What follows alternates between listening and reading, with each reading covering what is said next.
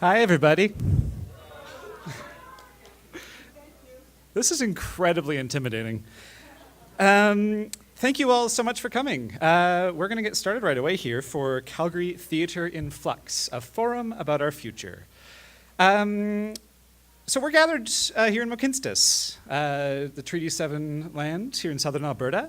And this is the traditional territories of the people of the Blackfoot Confederacy, including the Piikani, the Kainai, and the Siksika, the Tsuut'ina First Nations, as well as the Stoney Nakoda First Nations. And the city of Calgary is also home to the Métis Nation of Alberta Region 3. A lot of us say those words at the beginning of stuff like this. And I think we all have different reasons. Swallow Bicycle Theatre, like all of us, is engaged in processes of truth and reconciliation, recognizing our positioning in relationship to cultural genocide, that we've all, feeling the ripples of that violence, and that is ongoing to these days. And especially, I think it's important that we all offer that as a bit of context. And tonight's all about context. That's kind of why we convened this event, is to, there's been some shit going down in our community over the past little while. And speaking, I run Swallow Bicycle Theatre. I'm the artistic director of Swallow Bicycle Theatre. By the way, I'm Mark Hopkins. I don't think everyone knows me. Hi. I was joking to somebody earlier, wouldn't it be terrible if someone knocked this over and my laptop died? And I almost did it just now. So anyone who's up here, be aware. The way this actually started was not at all in the form that you're seeing today. It started with Swallow Bicycle Theatre was founded about 12 years ago by myself and that guy, Charles Netto. Oh, look at you. And Charles left the company in January after, 11 years working together? Yes. And so we were fortunate enough to get some support from the Rosé Foundation, who I think is here as well, to help us through that leadership transition, getting a coach and doing some other work. And we noticed that a lot of other arts companies were going through leadership transitions at the same time. So as part of that funding, we asked if we could do a public event about sort of succession planning and leadership transition in the arts. But then as we were sort of planning for that, stuff happened. The Calgary International Children's Festival unexpectedly shut down. We had all sorts of revelations through the Me Too movement. We came to understand the funding crisis for the arts in Calgary, that through our municipal funding is among the lowest per capita in the country. The funding to Alberta from the Canada Council for the Arts is among the lowest per capita in the country.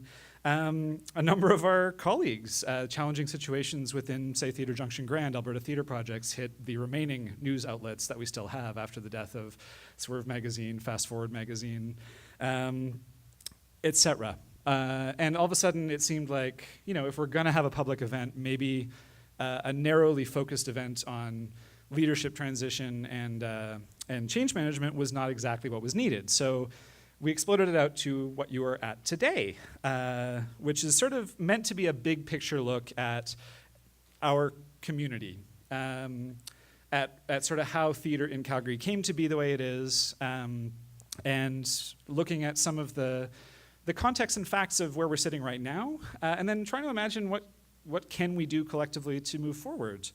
And it's been really interesting planning this thing. I've experienced a lot of anxiety. There's sort of a bit of a feeling that this is presumptuous, like how dare an indie company that exists on sort of the fringes of the mainstream theater say, hey everyone, we're going to convene to talk about our sector. And especially many of you are here because of the invite I sent that sort of had in bold, I want every theater company in Calgary to come, which of course is nearly impossible because I don't think anyone has a list of all the theater companies or groups that exist in the city. But I think we've done a pretty damn good job here. We've got representatives from big cornerstone organizations, very small indie companies, independent artists, arts workers. Do we have the Russian theater company here? Hey, right on. Amazing. Folks that know each other extraordinarily well, folks that don't know each other at all. And all of us have, when I say sort of theater community, it's really difficult to pin down what does that mean.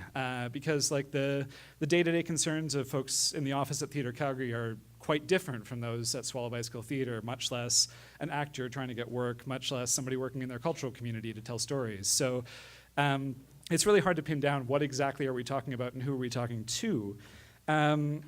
but that's part of what I want to explore. And something that came clear, I recently was working with, well, I'm still sort of working with the Asian Heritage Foundation. And some of you came to our event, Building Bridges Through the Arts, on July 28th at the Arts Commons. And in planning that, there was this really interesting dynamic, because the point of the event was to sort of recognize that the quote-unquote mainstream arts community is pretty white. And that in this case in particular, Asian Canadian communities who have been here for a century or more are not really well represented in what we call the mainstream arts community. But even talking about it at our organizing meetings was really hard, because we're like, we have these two groups that are not actually totally distinct, because if we claimed that they were, that would be erasing all the presence of Asian Canadians in the professional arts community.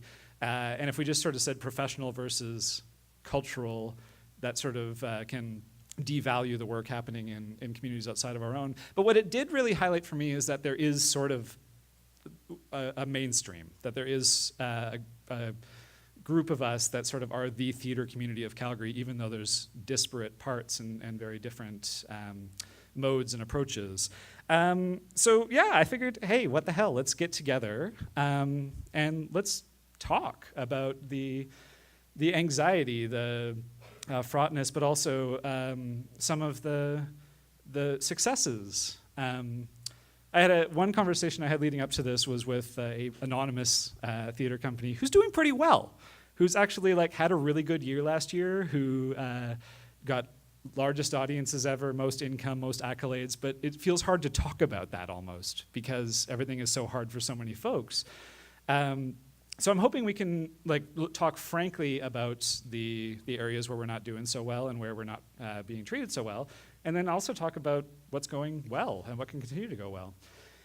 And frankly, we're not going to get to everything. So if you came with a particular question to answer, we may not answer it, but I'm hoping this is going to be the first, well, not even the first, it is one in a continuity of ongoing conversations that if you don't hear what you're hoping to hear tonight, start a conversation somewhere else. And invite us if you want. So yeah, I was supposed to flip to another slide when I talked about how awkward it was to host this, so let's do it now. So part of the reason we said, okay, screw it, Swallow Bicycle will host this, is as I was sort of swimming in the discomfort of convening you all, I looked at the first line of our new art manifesto, which is, Swallow Bicycle Theater creates productive discomfort. Hopefully tonight we'll accomplish that. Hopefully it will be productive, hopefully it will be discomforting. And I invite all of you to swim in that wonderful productive discomfort. The way things are going to roll tonight is we have a very packed schedule that's largely going to take place up on this stage. We're going to have a mix of presentations and panels with a couple of provocations thrown in because,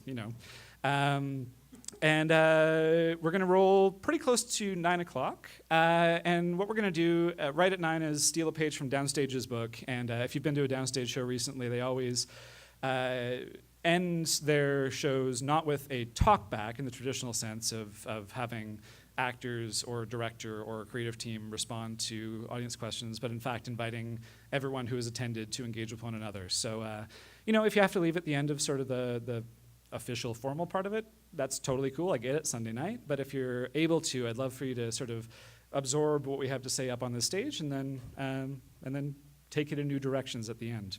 Cool? Cool. I mean, you don't really have a choice. I'm up here, so. Before we get rolling, I do have a couple thanks to make. I do want to thank the Rosé Foundation, whose funding made this possible. Want to thank our host, Vertigo Theatre. They're going to clap for all of these.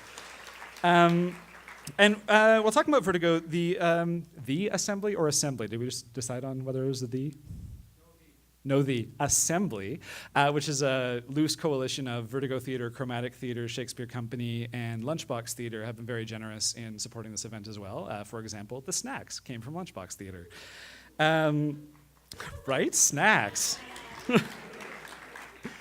And thank you all for coming. I don't think we get opportunities to sort of get all of us weird, vaguely like-minded, sometimes really not, people together in a room, and it's really an honor that you gave up your Sunday night to be here.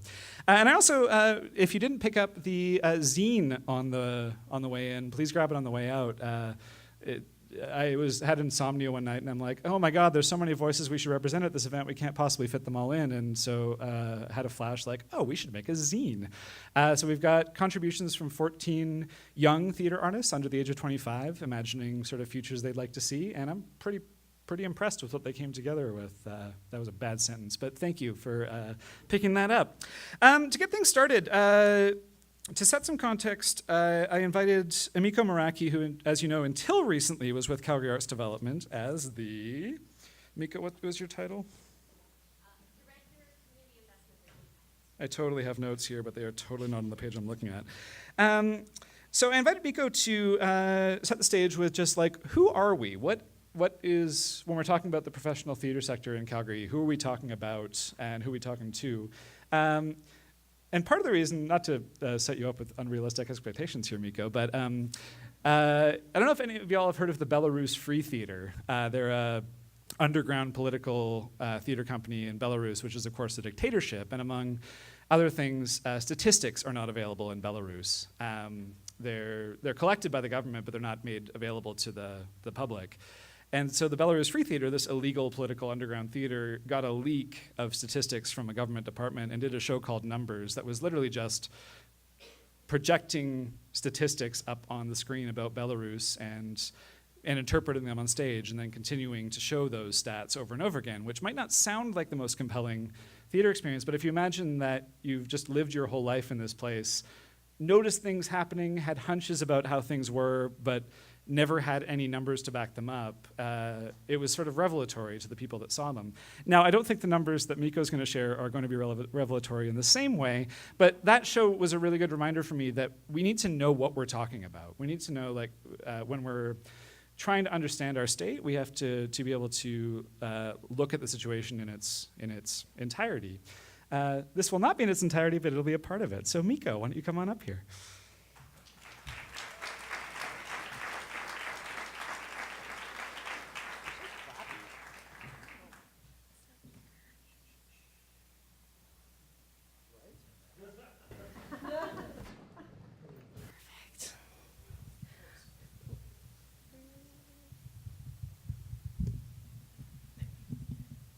All right, there we go. Well, thanks so much, Mark. The first thing I would like to do is massively lower your expectations after that warm introduction. So I am very excited to be able to share some of the early learnings of what we've discovered, first about kind of the art sector broadly in Calgary, but then specifically to theater. And I say early learnings because we're just at the early stages of looking at this data. So there's still a lot of analysis for us to do, but when Mark invited me here this evening to lay some context, I did want to be able to provide an early snapshot. So you are receiving a sneak peek at information that will be coming out in the case of this work probably later into 2019, but I would expect that our report on the full sector will be available later this fall. Now, just to describe the origin of the data that you'll be seeing, in 2017, Calgary Arts Development undertook equity and diversity reporting. This reporting was to all the organizations who received operational funding from Calgary Arts Development. And as part of that reporting, they were asked to share a voluntary self-disclosure form with all of their artists, with their volunteers, and with their staff. And of the 150 plus organizations that Calgary Arts Development supported, we had a total of 3,277 people who responded to that self-disclosure form. And through a data cleaning process, we did have to remove a few responses that were duplicate responses. But in total, when you see the final report, it will have just over 3,150 responses. So I think a very good snapshot of what our sector looks like. Now, looking at those who work specifically in the arts, we can narrow that down to just under 1,300. And then for the sake of this event, we also applied a filter to those who indicated that they do work in theater. And so that brings us down to 492 respondents. Now, one word of caution, why I say they're early statistics. In this survey, it could be possible that someone selected multiple different disciplines that they work in, and so it's possible that someone indicated perhaps they work in theater, but their full-time work might actually be in a different discipline. And first, I'd just like to start by going over how the demographics of the sector compare to the city as a whole. Now, in terms of age distribution, theater actually shows a much younger skew than the population of Calgary, specifically the adult population. So you can see we have many more people kind of concentrated in that 25 to 54 years of age category than many of the Calgarians who are in our city. And perhaps that's not surprising for anyone who, kind of reaches the age of 40 and all of a sudden finds auditions getting to be more difficult. In theater, we also see a very significant skew towards females, with a very small proportion identifying as transgender, gender fluid, gender nonconforming, or another gender identity. Unfortunately, at this point in time, any kind of statistics on gender identities that are non-binary are not actually available for Calgary. So we're not able to say how we compare to the overall population, but what we can say is that for female identified, we definitely have more than Calgary does. When it comes to visible minorities in theater and representation, I'm glad you guys have a sense of humor. So as you can see, the industry does fall well below Calgary's population. And Calgary is the third most diverse city in Canada. So obviously when we're thinking about our stages and whether they represent our audiences, we can definitely see there's a gap to fill here. And specifically for First Nations, Métis, and Inuit people in theater in Calgary, we actually slightly exceed the Calgary population. But I have a really big caveat on this, because this is where I think that statistics really don't necessarily tell the whole story. For one, our city population only includes urban Indigenous, and so it's really focusing on in our city boundaries. So if we were to actually think about our theater sector existing in a place that has had custodians for thousands of years, and that goes well beyond what the city of Calgary as a corporation defines as their borders, then I would say that this is vastly underrepresented. I would also want to say that for this question, the total respondents was actually only 325 out of about 470 total who reported working in theater. And so the 2 to 3% is 2 to 3% of 325. So I actually do think it is lower. And I should add that because of the very low representation and actual hard number of individuals who reported identifying as First Nations, Métis, or Inuit, I actually haven't been able to include those comparisons in some of the later slides I will show you, because it's very difficult to compare with kind of that low of a sample or population of individuals.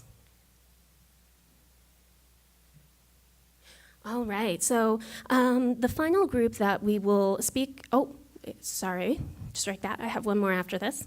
So for any individuals who identify with an impairment, we are underrepresented in all of the areas that were on our self-disclosure form as well.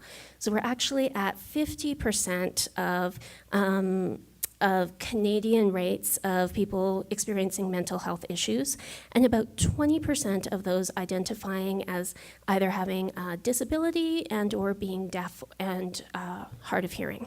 And for a lot of these statistics, they actually aren't available at a Calgary level, and so I have provided national comparisons where local ones aren't available. Finally, theater shows a much higher representation of individuals identifying as LGBTIQ+ than the comparable statistics that are available at a national level. those tend to vary that between 3 or 5% of the population identifies as specifically LGBT. And interestingly, theater, compared to the rest of the arts sector, actually shows an even higher representation. So for the arts sector, LGBTIQ plus representation is at about 18%, whereas in theater, it is about 29%. I'm getting old and this is really small. All right, so now we are going to flip to looking at how all of these demographic factors play out when we look at first employment in the sector. So I wanted to provide some statistics on how people are employed, because oftentimes the ability to find sort of full-time concrete work is really something that's a privilege in our society. It gives you a privileged economic access. And so I did want to put employment in the context of the demographics that we see. And in terms of gender, we see again that there is a heavily female identification across both full-time, part-time, and contract workers in the sector. And on average, about 4.5% of the workforce is identifying as transgender, gender fluid, gender nonconforming, or another gender identity. Now, male-identified individuals are slightly overrepresented in the contractor category compared to their representation in the theater industry as a whole. And then female-identified respondents are slightly underrepresented.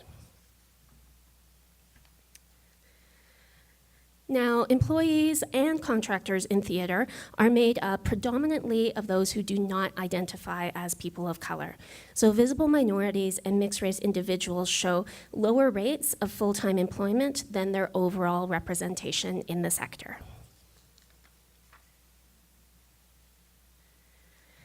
In terms of the LGBTIQ identified respondents, they made up kind of around a quarter to a third of those who are working in theater, and this is roughly equivalent to what their overall representation was in the theater population. And finally, for persons who identify with impairments, not surprisingly, it's individuals who identify with no impairment who make up the majority of the workforce. Just 10 to 15% of workers identify as having any kind of mental health issue, and a very small proportion, so under 4%, are identifying as either deaf or hard of hearing, and or as having a disability. Now, interestingly, more individuals identifying with mental illness work part-time than are represented in the overall sector. So those who do state or identify that they have a mental illness tend to be showing up in those who are also employed part-time. And deaf, hard of hearing, or individuals who identify with a disability actually tend to show also higher rates than their overall representation in part-time employment. So again, they are more likely to be employed than they are to be, say, contractors in the sector. Now, not surprisingly, when we turn our eyes to the last set of comparisons, which I'll show you, which is looking specifically at leadership, females do make up the majority of all the different jobs or roles within the sector. However, notably, despite the very heavy skew of females in the sector, period, you can see that at a board level, the balance between female and male identified individuals is almost 50-50. So it's quite different than what we see in the individuals who are participating or working in the sector broadly.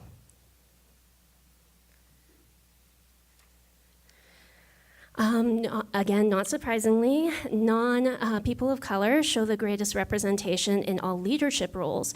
However, visible minority identified or mixed race individuals show higher rates of representation in board, in artistic roles, and in administrative roles than they show in leadership or management roles. And in terms of LGBTIQ plus respondents, they show roughly similar levels of representation, again, in all groups of the workforce compared to their representation in theater.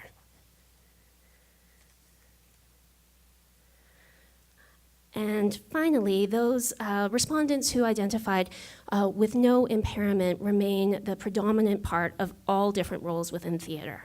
However, individuals who identify as having any kind of mental health issues do show greater representation amongst administrative and production staff than they actually show in the overall theater industry.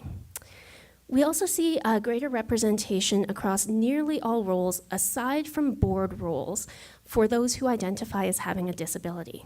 And so this would actually be consistent with the finding that individuals identifying with a disability are more likely to report being employed in the sector as opposed to working as a contractor.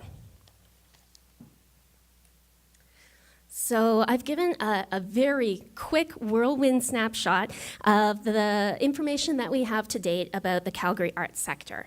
Now I will say this is based on the 2016-2017 theater season. So as Mark alluded to, there have been a lot of changes since then. So I would expect that this data and that this representational picture would probably be different if we did this again today. There are a few other resources you can check out that are already available, so I wanted to focus my time and energy on the new pieces of information. But you can definitely check out Equity in Theatre, who have looked at the demographics of the theatre sector across Canada. And then if you're interested in learning a bit more about how our audiences look, their attendance patterns, their engagement patterns, you can look to both Culture Track Canada, to our Calgarian Engagement Survey, and at the end of the month, Jocelyn, we should have a Culture Track Alberta released. So that will be a specific look at Alberta audiences with a heavy oversample in Calgary. In addition to these great resources, I also just want to quickly recognize the work of Chromatic Theatre, who has begun reporting on representation of people of color in all of the Betty Mitchell Award eligible shows for the 2018-19 season. So as Mark said, this is really important work, and I think that I admit freely I am a huge data nerd, but I do believe that having the numbers and having the facts is just a first step to motivation and to change, which is really what we're after, and being able to address the inequities that we see in our industry.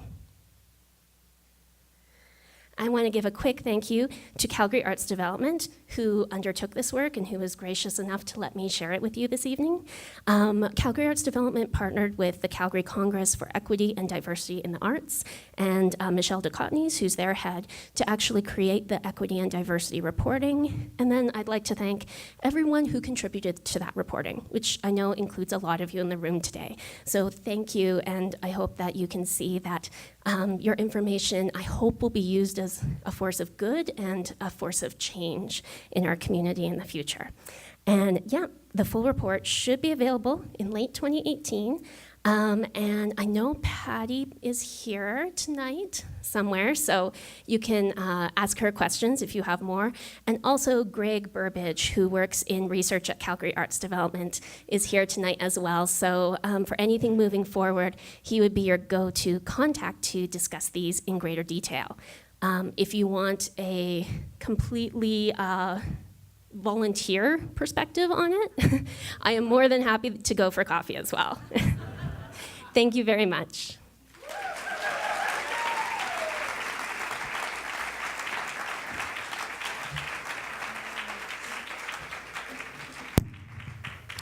Ah. Oh God, this is gonna be a thing. Thanks, Emiko. As I said earlier, I think it's really important for us to know. This isn't everything to talk about by any means. There's numbers around funding, around audience demographic, and that sort of thing. But yeah, I think hopefully this will be fruit for conversation throughout the evening and as we go forward. I'm sure questions arose from that, and hold on to them. There's a specific question right here. Yeah. Thank you for your report and everything. I just have a question. So this report is based, the survey is based on the companies that the City of Calgary will target only. So what's about the companies that were never funded by the City of Calgary because they're non-profit, because they're not paid, because they're not like semi-professional? So are you planning in the future to include them? Because I believe it's important to show multicultural work as well, because Calgary is not getting funding from the federal government as well, because we don't show that we have multicultural community. And if we compare Calgary with Edmonton, Edmonton always has more arts. So maybe it will help us in the future. Did everyone hear that? This is sort of a comment that these stats reflect the funded organizations, the groups that have funding through Calgary Arts Development, and not community or cultural or groups that have not received funding or perhaps have no hope to do so in the near future, sort of thing. So the question was, will we have stats surrounding that? I don't know.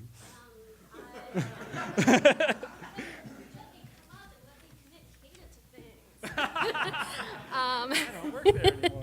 Yeah, exactly. So you are absolutely right that these statistics, this data, only represents the groups funded by Calgary Arts Development. So that right there is an issue because we know that the scope of our funding, the scope of their funding is not wide enough to actually cover all of the diversity in the arts in Calgary. So I think that it would be great to include all arts companies, all arts makers who want to participate in the future in this kind of sort of census of the arts in Calgary. I think that we kind of took the approach of the funded organizations as a first step because it's pretty big and it's a pretty new venture. This is the first city in Canada to do this kind of work. And as far as I know, there's only one in the United States who has. So we have still a lot of learning to do and a lot of growth. And that was a wonderful question. I was going to say, please write down your thoughts, questions, because that's the entire point of the sort of last part of this event is everybody in this room has a stake and a perspective and wisdom to share to this conversation, and there's simply not enough time to hear from everyone in this format. We also have a hashtag, not up there, but I'll get it up there. If any of you are on the social medias, we are hashtag YYC Theatre in Flux. And I think we have some Toronto counterparts paying attention to it too, because of course we care if Toronto's paying attention to us, right?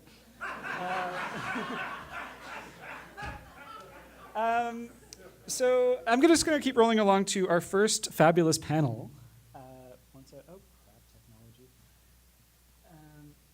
Which is the Calgary Theatre in Context panel. I think the reason I convened this one was it's really easy to get caught up in what's happening now, in looking at sort of the shortcomings or the challenges facing our existing institutions, the groups that we're part of. And I think it's helpful to zoom out to be like, what was Calgary like in 1968 or 1981 or 1995? And I also, like the zine that you may have picked up, I asked the young artists who contributed to think about how would you imagine the theater community in Calgary in 10 years, 15 years, 100 years? And I'm really curious to hear what did the folks who built the institutions that we now recognize, the folks that have been around for a long time, what were their hopes 10, 20, 30, 40, 50 years ago, and did we achieve them? So hopefully we'll hit on part of that in this conversation to come. But I want to welcome Jocelyn Phu up here, who is going to be our fabulous facilitator. Some of you might know Jocelyn is one of the driving forces behind Creative Calgary, which we'll talk about a little later. And she also is an arts administrator at Theatre Calgary and a whole bunch of other stuff, which you can learn about at the end. And the panel who is joining her is going to include Duval Lang, Valerie, Planche, and Sharon, Pollock. I'm so thrilled to have these three folks sharing their perspectives. We've got folks from different generations, different approaches. Between the three of them, I think you've had every job in theater in Calgary, between award-winning playwriting, acting, starting a TYA company, artistic direction, professorship, cleaning toilets, I want to hear that in great detail when you're up here. So they're all deeply Googleable, but let's hear from them directly. So why don't you all come up here?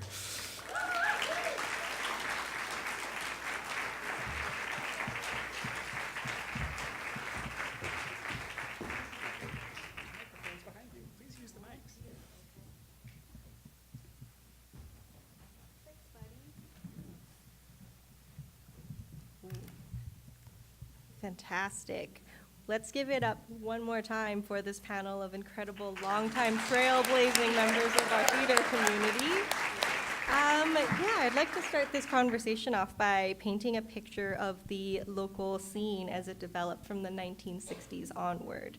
And I'm really curious, what was the theater community like when all of you got started? So when you were starting out, what did you hope things would look like in the future? And I'd like to start with Sharon. How did institutions develop in Calgary? I always know this is the worst seat.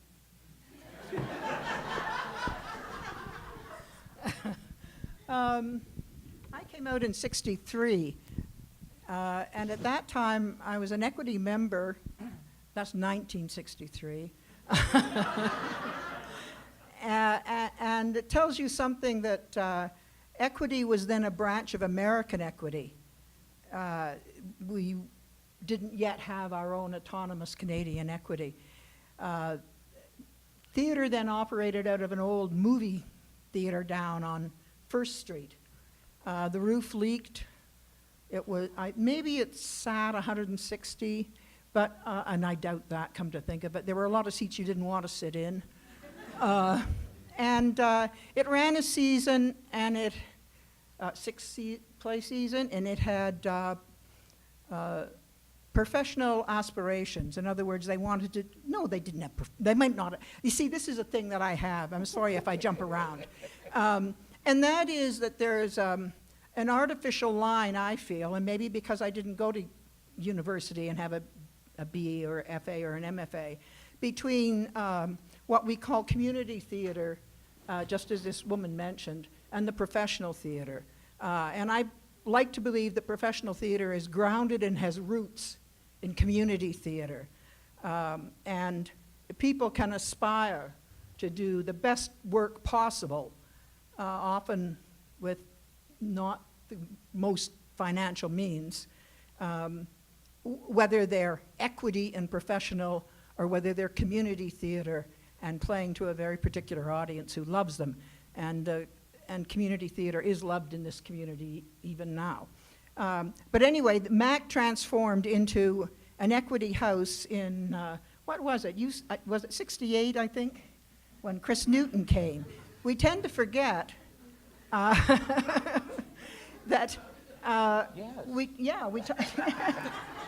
he's younger than I am. That the Canadian work then, in that first professional equity season at what the MAC 14 being transformed into Theatre Calgary, in a 6-play season, 2 plays were original Canadian works. And all through those early years, there was always a commitment, a strong commitment to Canadian work. When I started in the theater with that card in '63, you couldn't get on a major stage in this country with a Canadian accent. It wasn't the same thing as we have today, but we felt, us white guys and women, I guess, with Canadian voices, we felt silenced. And with the changeover into the 1988 building and opening of the Centre for Performing Arts then, which really didn't grow out of a great urge and commitment on the part of the Calgary City and funders to Canadian theatre or Calgary theatre in my mind. You have to realize I'm a very cynical and conspiratorial and suspicious person. It was for the Olympics in '88. You know, it really was to turn the idea that if you have a world-class city, then of course you have to have a world-class center for the performing arts. And at that time was when the interest in Canadian work started to fall away for a number of years. We wanted in many ways the same things that lots of people in this room wanted when I started out, and that was control of our theaters by Canadians, because expat British and expat English were the people who were the artistic directors then.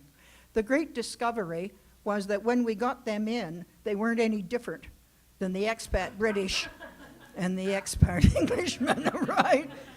And what I discovered myself, because I wanted to be part of a change, and always took any job I could possibly get in the theater, which put me in the position of what you would think would be artistic leadership. By that I mean an artistic director. For me, what I learned was that it's very difficult to turn the ship around, right?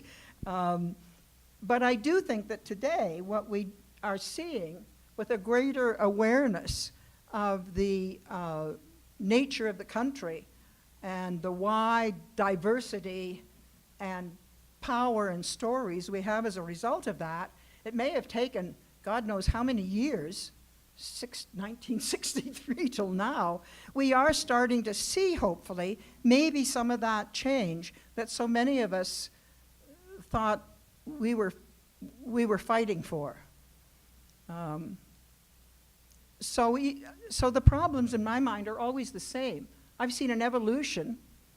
I'm not a big fan of great big stages, except for the revenue you might make by acting in plays on them or getting some royalties. I like more intimate theater. But the problems are always the same, it seems to me. They get more complex, it seems. Money, it's always money, funding, who gets it, who doesn't, why they get it, how they get it. And that was what was held out to us, I feel. The carrot of structure in order to get money. That's what the funding bodies did in the beginning. And the structure they held out to us was one that Henry Ford would have approved of. That's a really interesting point. Well, thank you, Sharon. Sharon, you brought up some really, really great points. I'd actually like to give the mic to Val and see what her take is, mixing it up a little. Oh, you have your own? Hello? Oh, yeah, it's on, okay. It's on? Henry Ford has his own mic. I'd love to hear more about your Same, experience. okay, so I graduated in 1987, and I was old when I went to the National Theatre School. I was whole 25 years old, but I was the oldest person in my class.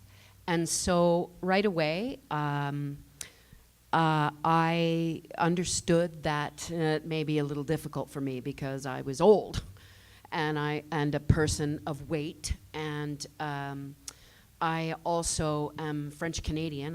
I grew up in Montreal, and I grew up with Théâtre Nouveau Monde and very imagistic French theater, right? And so for me, that was the theater that I went to see, that I wanted. I was at the beginning of poor Robert. He's having real trouble lately. But he comes out of a particular period as well, right? But I watched Carbone 14 and Theater Ex Machina, and those really highly imagistic, incredibly full French-Canadian productions. And so part of my theater school training was, yes, you've got to be more British, you've got to be a little less overtly French-Canadian, and I'm also part Indigenous. No, I've never grown up on a res, and Montreal was a very different experience, living next to farmland and living next to a res that was quite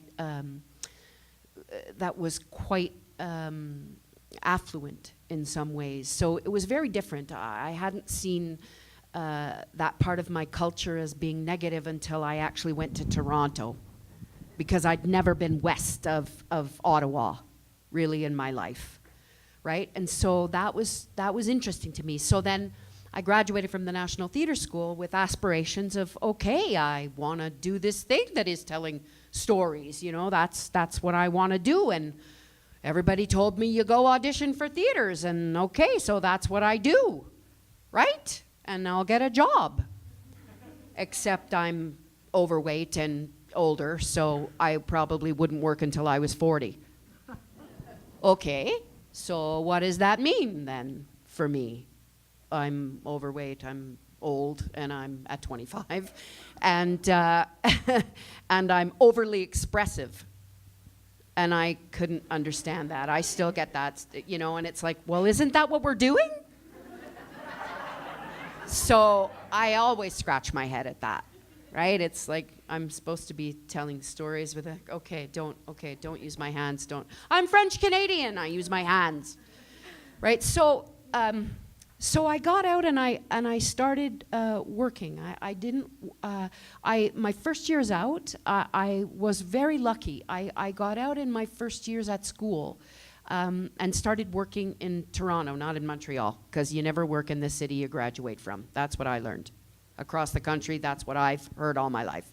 So, of course, Maurice Podbury, who was at the Centaur at the time, said, well, you have no experience, go get some.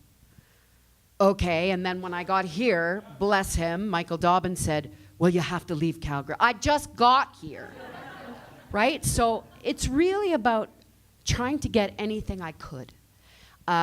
I did an apprenticeship movement training in my last years at NTS. I love that type of very body-based practice. That's what I started my work in and what I use for myself. I'm also dyslexic, so I had to find ways to help myself be in this very, what seemed to me at the time was a very male-dominated, but very intellectually dominated practice as well. And I didn't really know how to do that. People spoke collaboratively, but then when you got into the collaborative, it wasn't so collaborative in some ways because I see this now as well, and I understand this now. We were talking about this earlier, that you have great aspirations, but there's so few jobs for so many people. And so that was a big learning to me, to really find out what my job was as an actor, right? In the room, I mean, what my job was in telling stories. What was I supposed to represent? How was I supposed to represent that? So I think it took me... what kept you in Calgary? No, what brought me to Calgary is the good word. Okay. So I was in Toronto from school, and then my husband, who is not in the biz at all, was transferred here. And I hated him for it. I'll just say that. I really did. When I came here in 1990, I was like, why didn't you choose Edmonton? Honestly, sorry, Calgarians, but Calgary had 3 theater companies. A few more community theater companies, and one more company, LATA, I think it was, LATA, that was trying to bridge that gap. But really, there was not a lot of theater here. And how was I, a person who nobody knew, no, not at that time, not in 1990. Theatre Junction wasn't even there. Not Sage Theatre yet, the beginning with Rob Moffat. There was only Lunchbox, and Theatre Calgary, ATP. Vertigo wasn't even... Stage West. But I've never worked at Stage West. How come? Always got to be working, eh? So yeah, when I came to Calgary, the first 2 years, I hated it. I didn't know what I was doing. There was a real strong core community here, and I appreciate that. And so that I just personally found that really difficult to break into, and find my way. Believe me, going like, okay. Am I not moving now? Am I not using my hands as much? You know, like all of that stuff I found really difficult. But not to be pessimistic, because I am where I am because of Calgary. So I then started, I knocked on doors. I didn't work for probably 7 years of the first years I was here. From 1990 to 97 about, I did maybe one show. I did training. I got accepted into the Banff program, was then a 3-year summer master class, and I got to do that. And it was great because Michael Dobbin, bless him, I love the man, said, how did you get to do that? Right? And so that was a beautiful beginning for me. And then when I came back, I worked with, I did a couple of spear carrying jobs, which were incredible. I got to work with some incredible people at Theatre Calgary. And then artistic direction changes, and I pissed off that person, so I didn't work at that theater company for a while. And then I thought I was dead. I really did. I thought my career was dead. And then I started working with smaller companies, which wasn't done a lot when I was here. You guys can correct me on that, but wasn't done a lot when I was here. You worked with the big houses and some of the smaller companies that were forming. If you were a professional actor, you kind of didn't work there. But nobody saw me doing Shakespeare. Nobody saw me I could not get in the door. So I shaved my head for $500 and did Elizabeth Rex and really started to make my own work. Duv and David Lorini gave my first job here in shows that they produced, which was Mirad, a Boy from Bosnia. And so I am one of the people who wouldn't be working if that hadn't have happened as well. And then I just started finding the companies that I wanted to work with. Most of them were small. And then most of my work in the big houses, to be honest, was from friends that were from away, that were from Toronto or that were from Montreal. But I got to work on the stages, and then after I didn't work at Theatre Calgary, I was lucky enough to work with ATP and doing some of those years with the Playwrights Festival, which was, and touring with the Globe. Why don't they have kids' school tours anymore? Like those, I did 6 months on tour with the Globe, you know, and that really cut my teeth as an actor and made me meet some really brilliant people. So that, and then when I got to ATP, that work again helped me cut my teeth to understand how I worked with an audience, what my job was as an artist, with my what my responsibility was for myself and with my audience. And long story short, I was a gigging actor for 25 years, with working with some people who were actually producing their own work, because how do you get work? So we created a couple of companies, and I was a part of some of that. But mostly I was a gigging actor, and then I realized that I wanted to do more, and so I went to get my MFA. And I was in a lot of room with a lot of directors who I clashed with. Because no shit, I'm outspoken. And so that was really interesting, finding out the role of conflict in our work. Because Mark, you talked about discomfort. And I really believe, as an artist, always have, that that's our job. Our job is not to be comfortable. Our job is to understand what discomfort means and to help an audience come to us and see what they don't get to see on a daily life, in their daily lives. To be with us, to work shit out, right? And so I embraced that wholeheartedly in my work. And so then as a director, that's what I continue to do. And I've been such a big mouth that I thought I've got to put my money where my mouth is, right? And I'm critical. I love critical dialogue, and critical constructive dialogue is important. It's important to us as a community. It's important to me. That's how my work has changed. And I started mentoring as well young people of color, because they were the people that came to me, and I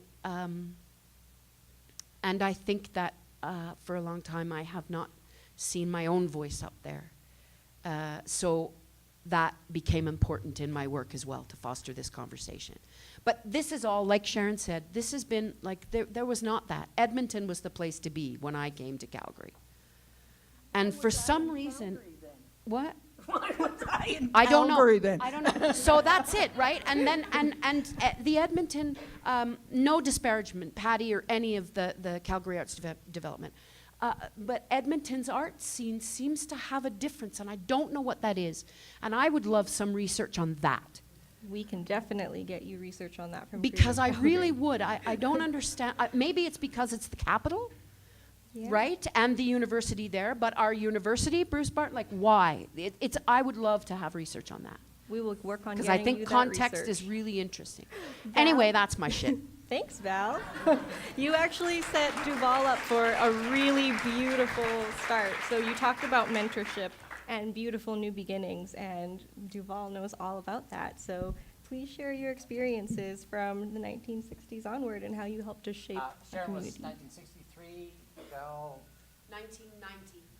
1973 for me. That's why you're in the middle. Stupid thing, I can't use my hands.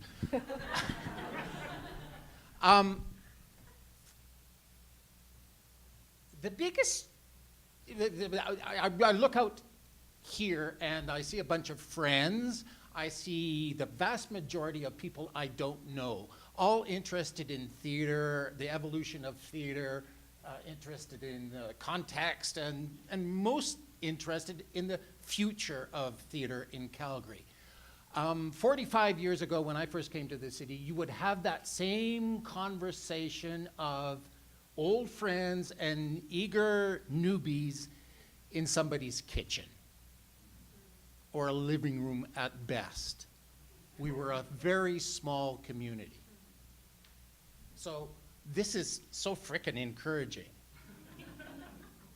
I was very lucky. I came in '73. I started working in the professional world in 1975, '76, and continued to work up to right now, without having to work elsewhere. So I consider myself a very privileged individual.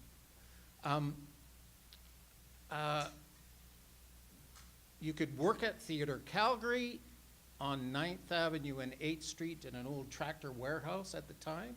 You could work for Alberta Theatre Projects at the Canmore Opera House at the time, and that was basically it.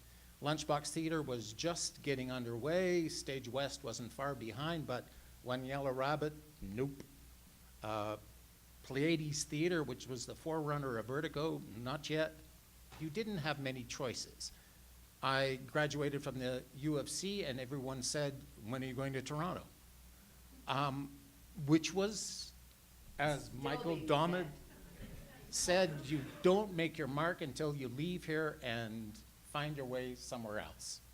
I did not want to do that. I wanted to make a mark here in this city.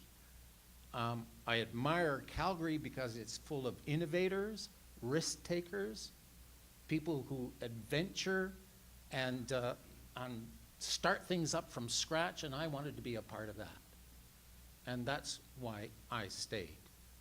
All my other chaps, friends from university went elsewhere or went into other professions, but I was very fortunate and glad that I made the choice to stay here in this community. And here you are. And I admire innovators like Sharon, who started she mentions cleaning toilets. She was cleaning toilets at the Gary Theatre, which is now some she furniture joint in Inglewood. Georgia Collins, who started Pleiades Theatre, which is now Vertigo Theatre. What a magnificent woman and an innovator and a risk taker. Michael Dobbin and Bob White at ATP. Remarkable what they did with playwrights. And remembering, if I might just jump in, that it was called Alberta Theatre Projects because every play they produced in those early years was written by an Albertan. About the history of Alberta.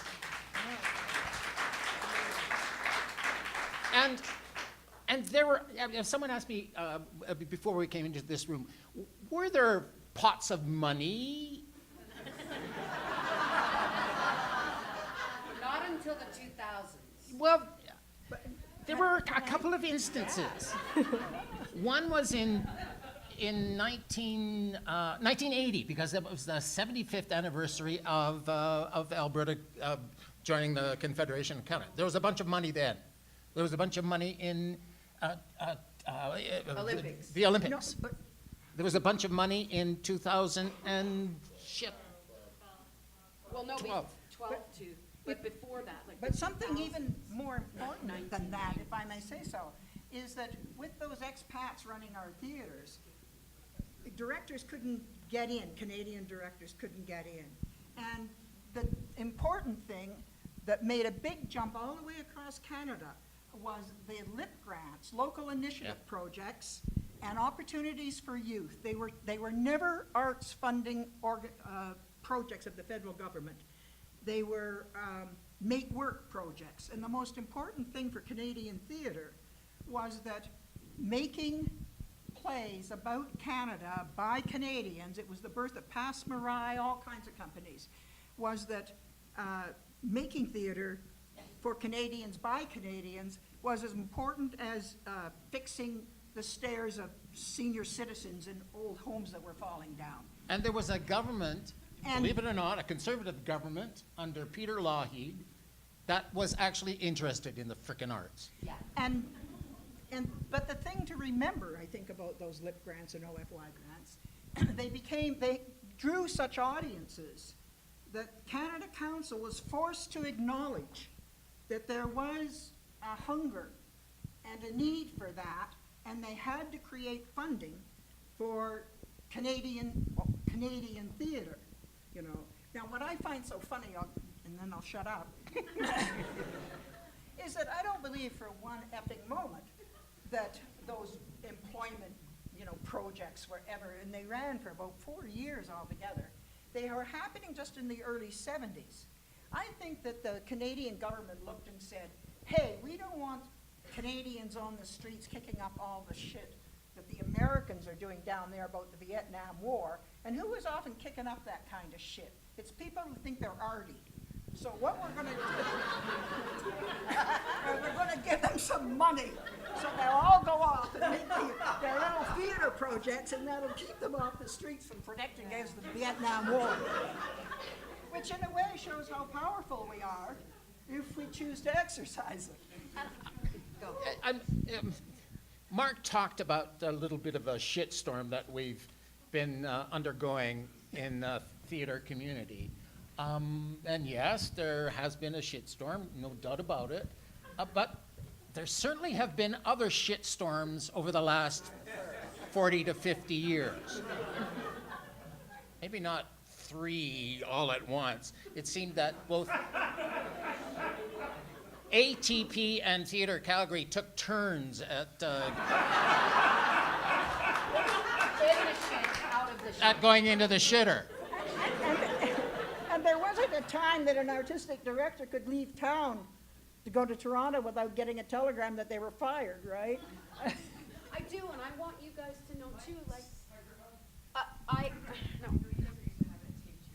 I know, no, actually Your using my chest would be voice, because better. I'm a stage actor, right? So I never think of this thing. But I also want to say for young'uns, like, I aspire to, you think that we've made it. I get people asking me that I work all the time, but I hustle my ass off, right? So does Chris Hunt, that's the thing. You see, that I never had social media, and I'm grateful for that, because I didn't compare myself. I just had to fucking work. And that's what I still do, right? Because I see everything geared towards an emerging artist. But from 35, 40, particularly 40 on, there is nothing for me now. I have to kick my ass with everybody else who's up in my age to try, who has experience and wants to share, but can't, right? Because, oh, we're done. And I find that really disheartening sometimes, which is why I kick at doors so hard. Because we have the same aspirations. We still want to work as well, and we have the guts and the will to do it, and some experience, but it's sometimes feels like it's not necessary. I just wanted to give that to you, since we're context. It doesn't change. You're going to see that. Or we'll start our own company and do it ourselves. Plug for Black Radish. Sharon mentioned an interesting thing about boards and dumping an artistic director or a general manager when they were out of town, and taking a chicken shit route.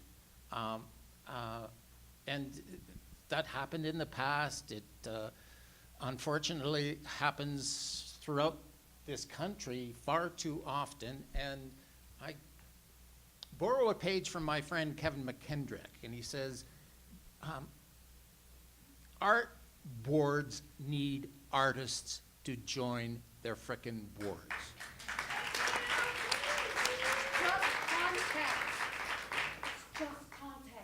I sit on two myself and will continue to do so as long as I have something valuable to offer. And just, I think it helps to negate that malfeasance or stupidity that comes from some board members who really don't know what they're getting into, and no one has had a conversation with them to say, no, you can't stick your finger into that pot. That's not yours. We have management to do that. And it's unfortunate how that continues. But what board members have is money. What board members have is money. Very quick, yeah. Final words. I was and money is important.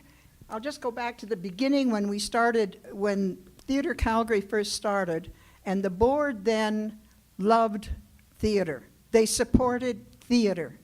They believed theatre had a place just like you have a fire station, right? That's for the good of the community. And they didn't interfere with anything that was done because they loved theatre and that's what they supported. They didn't support this play or that play or this kind of play or that kind of play. And that's, I find boards difficult, but I believe artist representation is important, but we do have a vested interest, and usually we don't have money.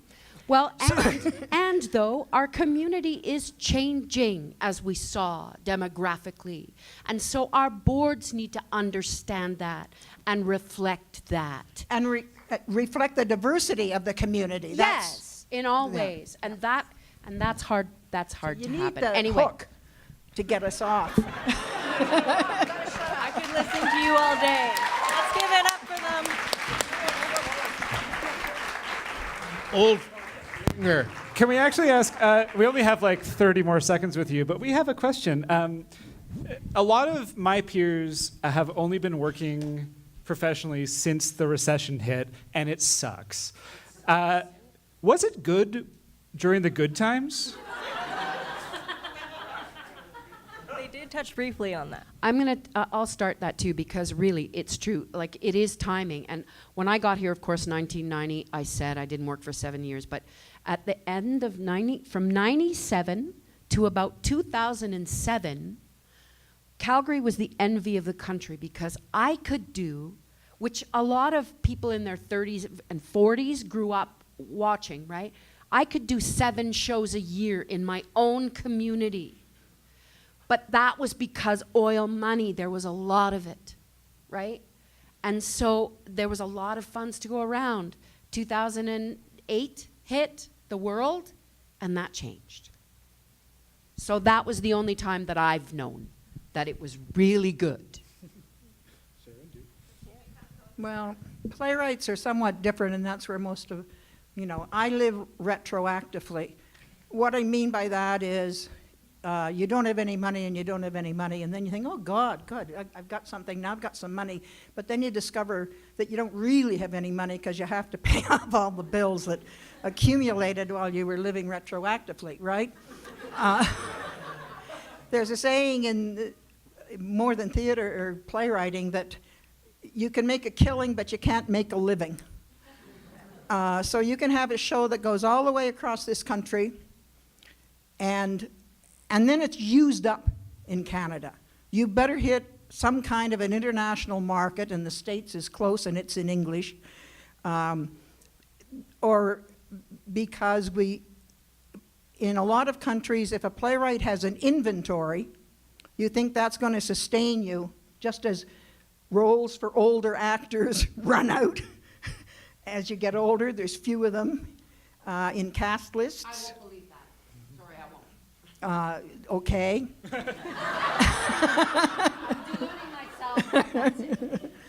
But really, in Canada, there's many fine plays from people that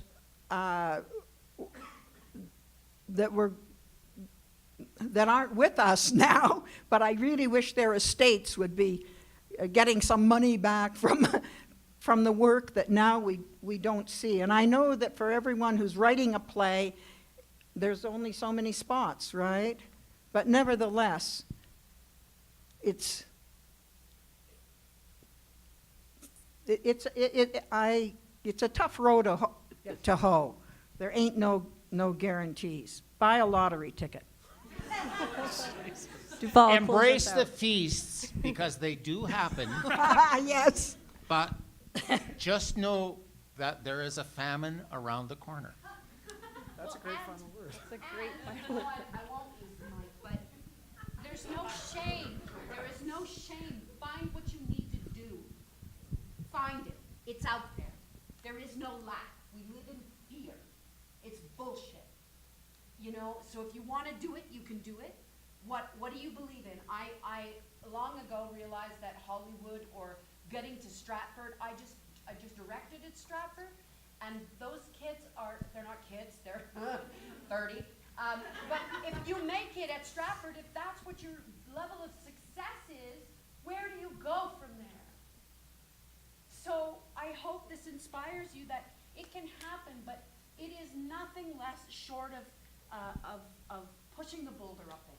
That But we you have all to, do together. yeah, but you have to follow your dream. Whatever it is, follow your dream. It may take you, maybe Hollywood, maybe Vancouver in the film industry, maybe TV. All of those things are part of telling a story, etc. Maybe you do want to stay here and this is where you make your mark. But I believe that opportunity can take you, and anywhere you have a mind to go, you know, win the Oscar in 10 years. Very inspiring words to close us out with. Thank you so much, Val, Duval, and Sharon.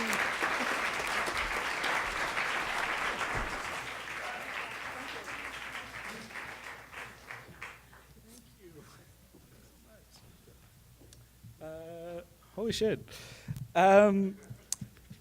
I'm just going to keep plowing ahead. This was our first panel to sort of set the stage, and god damn, they did. Before we get to our next panel, I want to invite, we have 2 provocations this evening. Well, probably more than that, but 2 deliberate ones.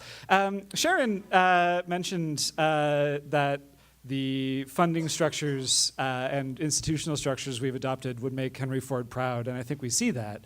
That there's sort of there's a bit of a cookie cutter for how theater companies are built and operate, and some of that comes from the Massey Commission and from the regional theater model. I think also this image here is sort of paying a bit of tribute to my mentor and many of ours, Michael Green. That's his eyeball right there, and with the rabbit ears poking out of the Arts Commons building there is sort of a point towards One Yellow Rabbit is a really founding force in this city. As you can certainly say, Swallow a Bicycle Theater is modeled after One Yellow Rabbit in the way that we develop. But the next 2 brief provocations we have are from folks that are doing theater different. I don't totally understand the models they're following, and I want to hear a little bit about them. So to start with, I want to invite, we've got Sasha Crow, Kaylee Crow, and Colin Wolfe from Thumbs Up Good Work Theater to talk about what they do.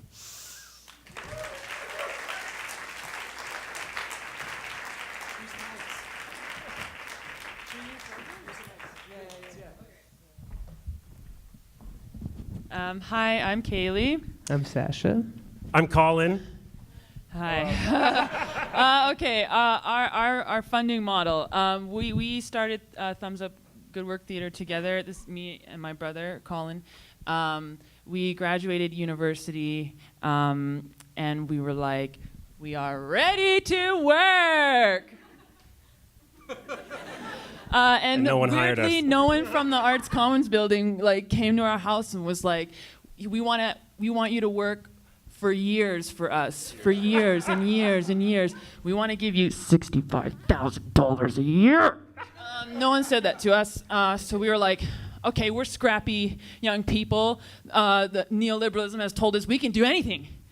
we will make our own work, and it's gonna be awesome. So we're like, bake sale time. My brother's an amazing baker. We set up a little table. We got a park permit. My aunties bought a bunch of cookies. Aunties are the biggest theater funders, in my opinion. Aunties.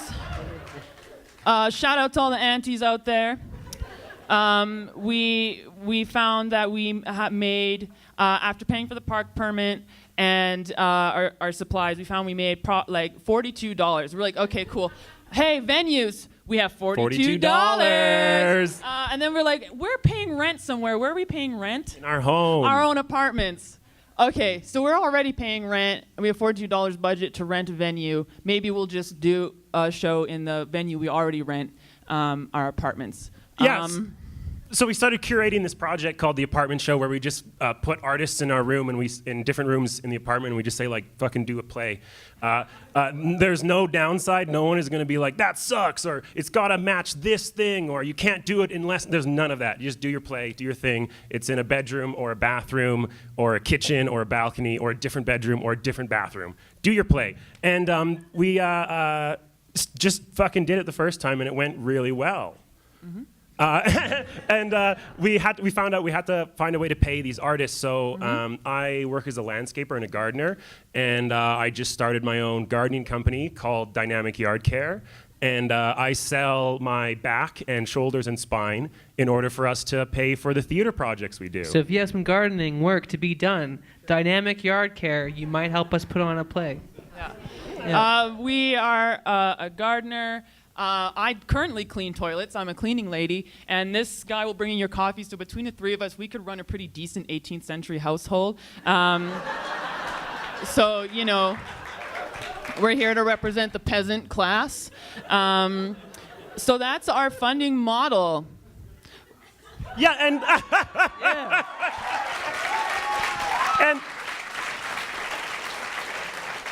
And please let it be known that this is not our ideal. We hate this. This is not a choice. This is not a choice at all. I have 5 part-time jobs. Yeah, so we're going to pass a hat in a little bit if anyone's got like 10, yeah, $5 we bucks. accept donations. Yeah. That's pretty much, that's it. That's our model. We take every opportunity that comes to us. Swallow Bicycle has been really supportive. I think probably there's 2 people in here that have been to a Thumbs Up Good Work Theater show, and they both worked for Swallow a Bicycle. So thank you. We do accept things. So if you have any offers, gold or jewels, anything you want to give to us, we'll take. What's next? We applied for a grant.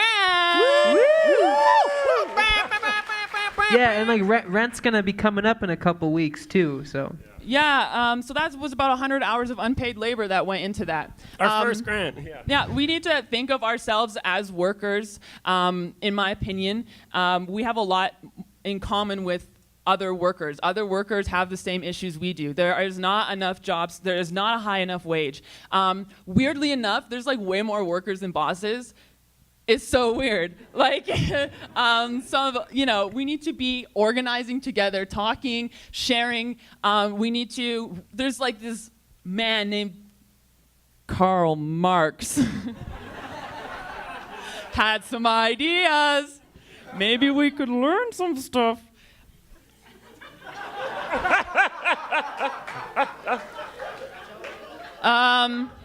The building called Arts Commons would never let us in. Thank you. Thank you.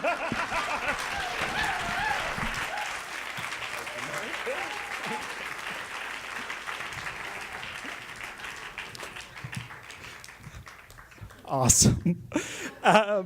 And along the same veins, Javier Villalta runs Ocho Rojo. I've known Javier for a very long time, but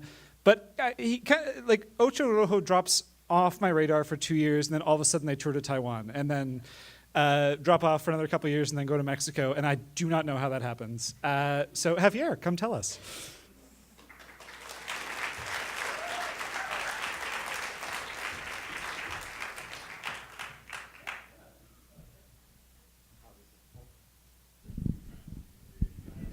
It's on? Okay.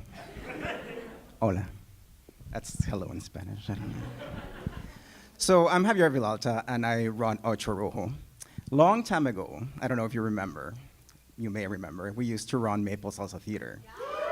Thank you. Which mandate was to produce theater in translation. And we used to perform out of the New Dance Theater in Inglewood. I don't know if you remember that, too. I know. And when it closed down, I decided, you know what? Now it is a time for me to do my own work. This is the time for me to start experimenting and doing what I really want. And one thing, and this is my perception, I'm sorry if it really comes off the wrong way, but this is just what I perceive at the moment, is that a lot of artists in Calgary perceive that other cities in the world were ahead of us always. Well, we're not New York, we're not London, we're not blah, blah. That's the only thing I kept hearing and hearing and hearing. So all the references that I had when producing new work were just from Calgarians that were putting their own city down. And I'm sorry if it comes off the wrong way, but that was really my perception at the moment. So one day I got really tired and I said, you know what, I'm just gonna do what I wanna do. So I'm just gonna go and do the wildest show that I want without any walls or any restrictions, financial. I'm just gonna imagine what the wildest performance that I want to do is. And I'm just gonna take it everywhere. And I'm gonna see really what these innovators are and what they really are doing all around the world. So with 8 people, so there were 8 of us at the moment, and there's only 7 of us now. That's why we're called Ocho Rojo. We just started going around the world. And we just started learning all these different things as to how other people are creating and how other people perceive Canadian performance as well. And yes, a lot of people perceive that all Canadian work comes from the East. And I'm really proud to say that we have achieved a lot of things. We have gone to Mexico City and then to Prague to do an all-nude poetry show. That was so successful that then I was like, let's do a one-person show that simulates a dark ride like the ones in Disney World. And I did, and we took that to Stockholm, and then it was so successful that we won the Innovation Performance Award at the Staff Festival. And then we went to Mexico City to perform the same show, and then we were invited to the Biennale of Mime in Paris because of that, and then to Taiwan recently in August. And a lot of things that we do is to leave something and take something. So we teach a workshop every time that we go somewhere to teach of how we work, and then we also take something from their culture and how they create things. So that has been our operating model, just to say, you know what, we all 7 of us own this group, and we're just gonna take it everywhere. And one thing that I do wanna say, however, is after experiencing all this all around the world, is that I am pretty sure that Calgary has the talents and the skills to be recognized anywhere in the world. And I'm sure of that. The only thing that I want to invite you is to not be fearful of the things that you have to say as artists. Stop thinking that there's walls and there's something that is imposing you to be liked or accepted within your art.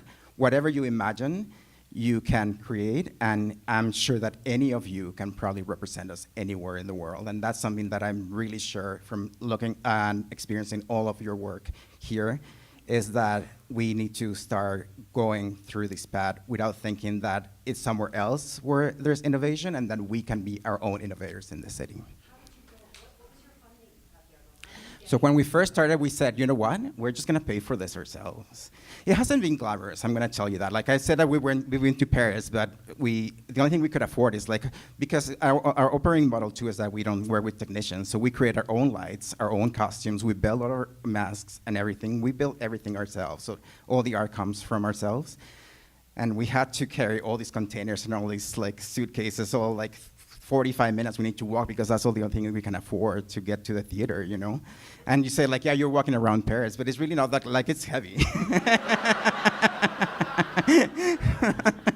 I always say I'm sure people back home, they think that this is really glamorous, but it's not at all, right? But you don't know the satisfaction of saying we were able to do this ourselves because we felt like there was no restriction and then we can actually create whatever we wanted. and that once you get past that fear, then you can. Now we're lucky enough to say that a lot of the funding bodies believe in our funding model, and then they're being really, really extremely supportive of us since. So now we can like try to aim for different things, but that's really how we've been creating this. Thank you. Oh, yeah. And after 6 years, we finally have something to bring back to Calgary, and the Lantern Community Church is a visual performance show called After October 18 to 27. It's for 5 people at a time only. Oh, yeah. It said no restrictions, right? Whatever you need to make, you'll make it work. Yeah, so tickets go on sale September 17. Talk to me if you want to buy one.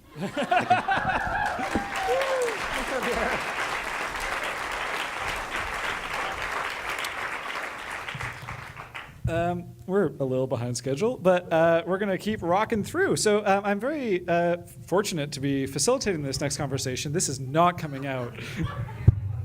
Vertigo staff is really good at what they do. And also, thank you, Vertigo, for hosting us. While I toy with this, the reason I insist on everyone using the microphone is both for comprehension and because we have the fabulous videography talents of Hidden Story Productions at the back. So thanks for helping us out. Thanks, Duve. This is a professional right here. So I want to invite up, we've sort of seen a bit of a glimpse into a tiny, tiny glimpse of where the theater community of Calgary came from. We've seen some provocations, some different ways of doing things, and I want to invite up a panel to talk about looking forward, about some different approaches to change and to making change in our community. So Jenna Rogers and Justin Manyfingers and Stafford Arima, why don't you join me up here?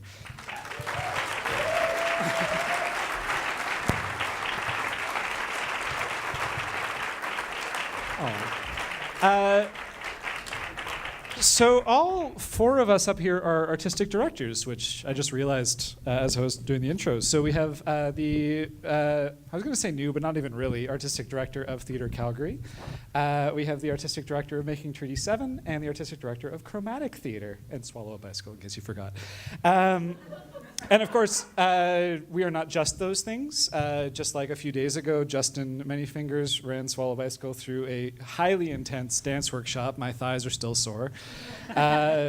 Last night, Jenna Rogers was folding zines in my kitchen, and Stafford, I don't really know you, man. So like, you were featured in Avenue. That was cool.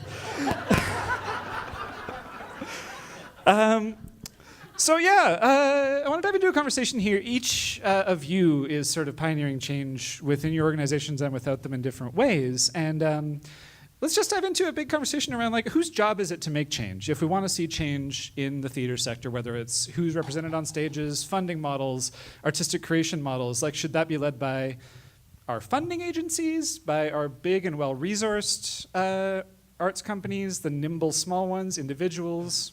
What do you think? Stafford. Well, I guess first I'd like to say that I do feel that I'm new here to this community. Just on Friday, Theatre Calgary opened Honor Beat, which for me was my very first play of my first season that I curated here. I've been here 17 months, but really kind of shared the beginnings of my artistic directorship really on Friday. I think that it's all of us. I think at the end of the day, what I'm hearing, what I feel, and what I've experienced in my short time here and also in my 20 years in New York City and my little bit of time in Toronto, that it's all of our responsibilities as artistic leaders, as board members, as creative people, as audience members to come together and be able to support each other in this art form we call theater. Now that might sound lofty and that might sound kind of woo-woo in many ways, but at the core, I think if we are all aligned, and the alignment is we want to continue to have this art form live and thrive, and be able to, as I've said recently, to reveal, to heal, then it takes what is that phrase? It takes something. Takes a village. Takes a village to build a community or to build, and so. Sure, there are responsibilities that lie on an artistic director, which then hopefully inspires a board, or vice versa, which inspires an executive director, which it inspires the incredible team that works with that theater company to get that word out, which inspires an audience. And it's a big feedback loop that can happen. So I think it's obviously my responsibility as an artistic director at Theatre Calgary is what I'm starting and beginning to do. And perhaps, you know, there are friends in this audience that have thoughts about that, and maybe in 2 years there'll be more thoughts based on a kind of extension of what am I sharing with this community. But I do believe it's all of us that take part in that evolution and in that process. Well, and thank you. I totally agree that there's responsibility at all levels. But I'll point it to you, Jenna. Like Emiko gave a shout out to Chromatic Theatre's initiative. What's it called? The stat. YYC Theater Stats. YYC Theater Stats, keeping track of all of us and how we're doing in representation of Black, Indigenous, people of color. Why is Chromatic doing that? You have 0 paid staff? That's a leading question because you know the answer is yes. I work for free. So why is it that you decided to do that rather than like Calgary Arts Development, Theatre Alberta, Theatre Calgary, these groups that ostensibly have more resources? Why is it Chromatic leading the charge on that? I think people are really scared to talk about race, and I think that unless you live in a racialized body, it's really scary. Like people think it's really scary to say, there are 3 people on stage who are people of color, but it's true. There are. We're here, and it's easier to say maybe when you occupy this body. So I felt like it was something I could say and openly say, you can tell me when I get it wrong, because I probably will. And I promise I'm not getting it wrong because I'm racist. I'm getting it wrong because I'm ignorant. And we're all a little bit ignorant because identity is personal, and you can't tell what someone's identity is by looking at them a lot of the time. Sometimes you can. So it felt like I had capacity to do that. But I am interested in this idea of whose job it is to make change. And I think for a long time I've thought that it's everyone's, and I do to an extent. And for a long time I've thought that like I've just taken it really personally, like it's mine, I have to make change, I have to do it, like why else am I here if not to do that? But listening to the first panel that spoke, I heard a lot about the power of funding bodies, that people might throw money at you to say, well, we'll distract you and get you to do something else, and then an entire other movement is kind of born of that. And money has real power in a capitalist model, which is what we live in, and I think that does affect change, so advocating for more money can affect change. And I think that I went to, I had the privilege of being invited to attend a small gathering organized by Ravi Jain in Toronto called This Gen, about this generation of theater leaders. And there were artistic directors there who, I'd say 25% of the people there ran venued companies, and 25% of the people there were a little more vagrant, like me. And it was so interesting to hear people who ran companies say, like, we have to do something. And I found it very Toronto-centric and very like, you're forgetting about the rest of the country. But I spend so much time thinking about myself and thinking in my own head and thinking, what can I do? How can I help? That I forget to ask. And I think that the beauty of community, like what we have here, is that we can ask each other. And that's what truly makes what the both of you were first inclined to say, that it's on all of us. I think that's what makes that possible. Justin, you got any thoughts on this? And actually, like you and I had a conversation a couple days ago around the many challenges that the theater community is facing, and you made a comment that really stuck with me. You were like, I think you, if I may paraphrase you, you're saying you feel deep empathy for the companies that are on the verge of collapse, or the companies facing financial challenges, but that you hadn't particularly felt included in those structures anyway. So where do you, when you're sitting in the change that the theater community is experiencing right now, what's your take on it? Yeah, my condolences to those theater companies over the summer who have left, but I would have never really been hired by them as an Indigenous person. So that wasn't really sad to me, but as an artist, I know when something ends, it is sad. But my first thought was, when I was hearing this, was, oh wow, I wonder what other companies are gonna emerge that I will be hired by, who is then gonna make space. You know, we are, thanks. You know, we are in this time where you don't have to write stories for us anymore. You don't have to find the Hollywood non-Indigenous actors for us anymore. We're an entire own Indigenous arts across Canada. And here in Calgary, it is challenging. My connection with this when I was in theater school was the Making Treaty 7 Culture Society. But then even looking at that, you know, Michael Green is, you know, I hold him very close to my heart. I look up to him very much. But Making Treaty 7 an Indigenous organization had to be started by a white guy for it to get enough momentum and enough broadness, right? Would that have happened if I did it? Would that happen if my colleagues would have had it? Would it have the success that it has, right? So we're still stuck in that mindset, right? But now that that's there, and you know, those founding partners and those artists who have built Making Treaty 7 for Indigenous artists is here now. And I'm really happy because it was scary. I got the job in March. I needed to be local. No theater companies would hire me. I was auditioning. You know, I went to Center for Indigenous Theatre, one of the only Indigenous conservatory programs that is full-time 3-year. It's in Toronto. I was the first Indigenous person in the Soul Pepper Academy, and I really worked hard, so I didn't really get to learn as an actor there as much as had to teach the company Indigenous protocols and just to be inclusion and, you know, get rid of that headdress in the wardrobe that they used in one of their shows. And, you know, now there's other Indigenous actors who are now a part of that academy now. So that feels good that I left that. But as an artist, I lost out on some opportunities. So when I came here, it was like, okay, so I've worked in Nunavut, I've worked in Greenland, I've worked in Thailand, I worked in Australia, I worked in New Zealand, I worked in Mexico, I worked everywhere. It's like, hey, I'm from here, but I've never actually got to work here in Calgary. And I was only getting the Indian auditions, and I was like, oh, for Christ's sakes, I'm not even Ojibwe for this show. I'm Blackfoot. And Swallow Bicycle was the first one who kind of gave me my first professional gig outside of Making Treaty 7 in this community. So Making Treaty, Swallow Bicycle is really important to me and what they're doing.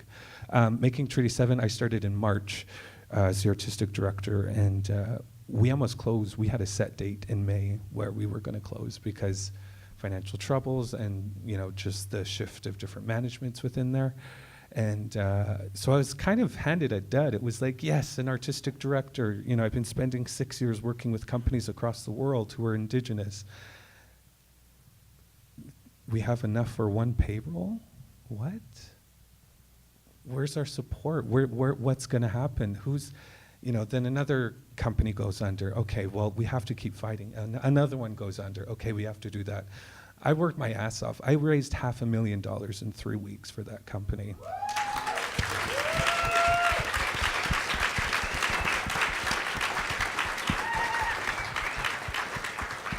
So we are good. And it was like, okay, so what do we need?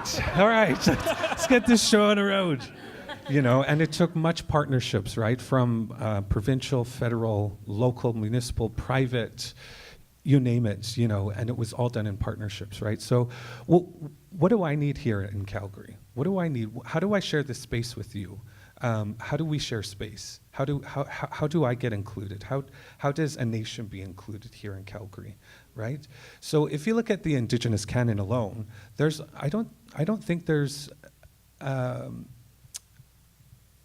play that is Blackfoot, Dene, or Stoney that is in a book anywhere of a play.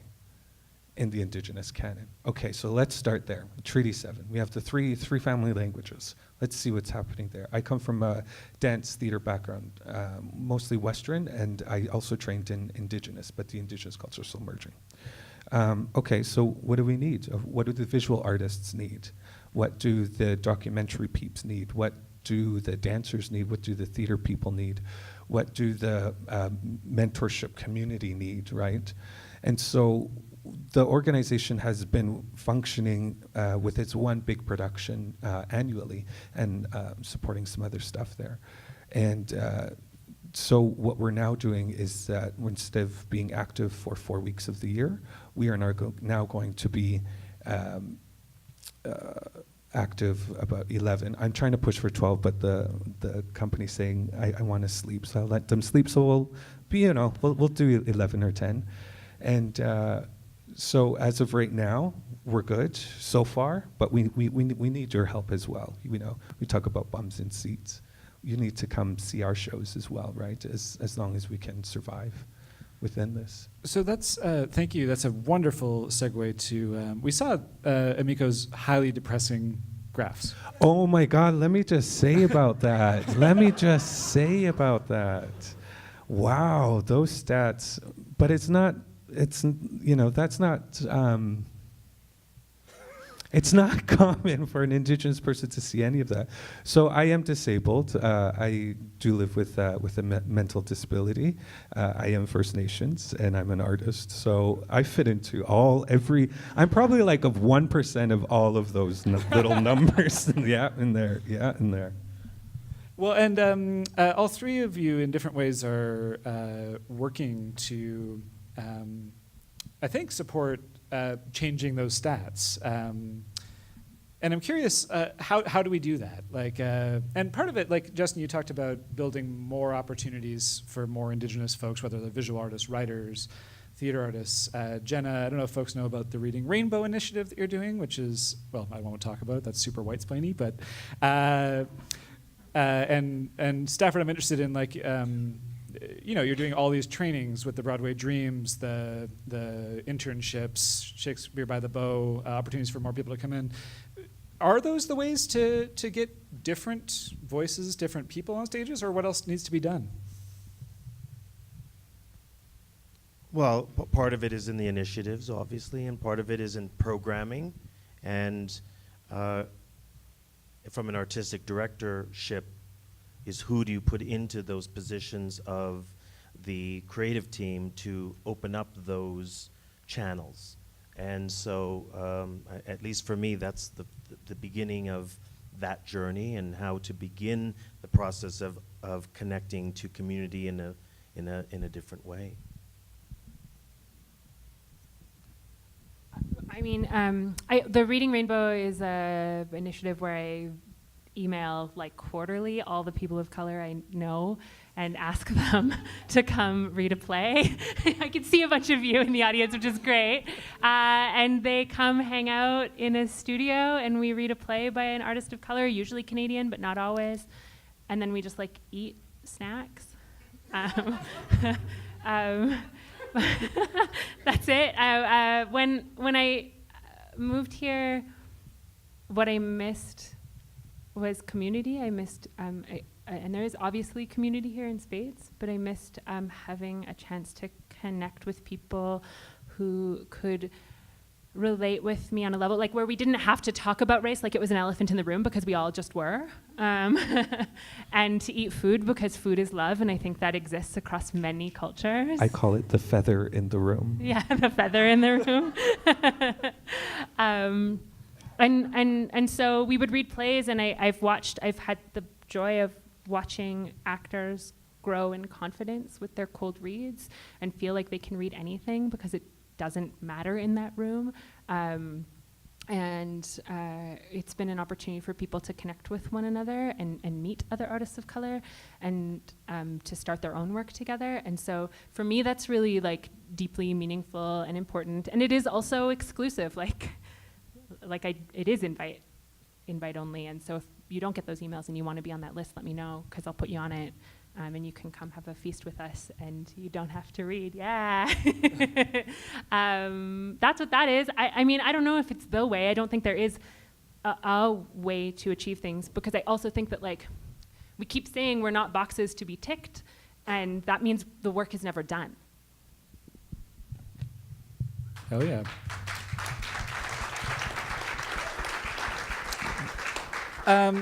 In the earlier panel, we heard this perspective that you had to leave Calgary to get noticed in Calgary. All three of you, I mean, Justin, your ancestors have been here forever, but you've been all over the world before you came back for artistic leadership. And Stafford and Jenna, you both came from away in a certain sense. And yeah, there's a bit of a sense, I think, in Calgary, I'll speak for myself, like a bit of protectionism. Like, we want our people in the artistic director seats. We want Calgarians to get more positions. So is it important to inject experience and voices from elsewhere? And how is your experience, say, in Europe or New York or Australia or Toronto supported what you're doing here? You know, my focus and my vision is trying to bring these areas that we live in, these stories and these cultures and these languages, to the same level as we do as in the Indigenous canon or the Indigenous artistic world across Canada and, you know, like our brothers and sisters in Australia, New Zealand, but also just to the forefront of arts in general, right? And that we start to kind of find that balance. So for myself, in being in this artistic role, it was like, okay, so how do I go forward planning these seasons? So we're going to create our own work. We want to bring in other work. We want to create opportunities for people to create work. Okay, so now that I'm planning 5 years ahead, okay, so let's do this and let's do this and let's do that. Okay, so where's the sound designers? Where's the set designers? Where's the stage managers? You know, the equity stage managers. I think we have 3 First Nations Métis or Inuit stage managers in Canada, right? So let alone even to have a full Indigenous cast or production is really, really unheard of unless you get all the best in one spot. But that's like maybe 1 or 2 shows anywhere in Canada a year. So that's where I'm starting from, is starting from the administrative side so that we can start building so that these companies, and there's not a single company on operating funding that is fully Indigenous, Métis, or Inuit run. So, you know, our stats are still lacking so much. So even though that I'm very centralizing and trying to focus and create opportunities for Treaty 7 artists, I'm still trying to contribute to the Canadian range of the Indigenous arts in general, right? So that's the idea that 20, 30 years from now, this initiative that just got approved, which I'm so excited about, and a lot of partnerships from Calgary and one partnership from Edmonton, is that there is going to be now an administrative First Nations program that is certified by a college that learns the ways that an Indigenous organization has to run compared to a non-Indigenous organization, because they don't understand our process. That I do consider an elder a dramaturge, but the funders ask, okay, well, where's their CV and resume?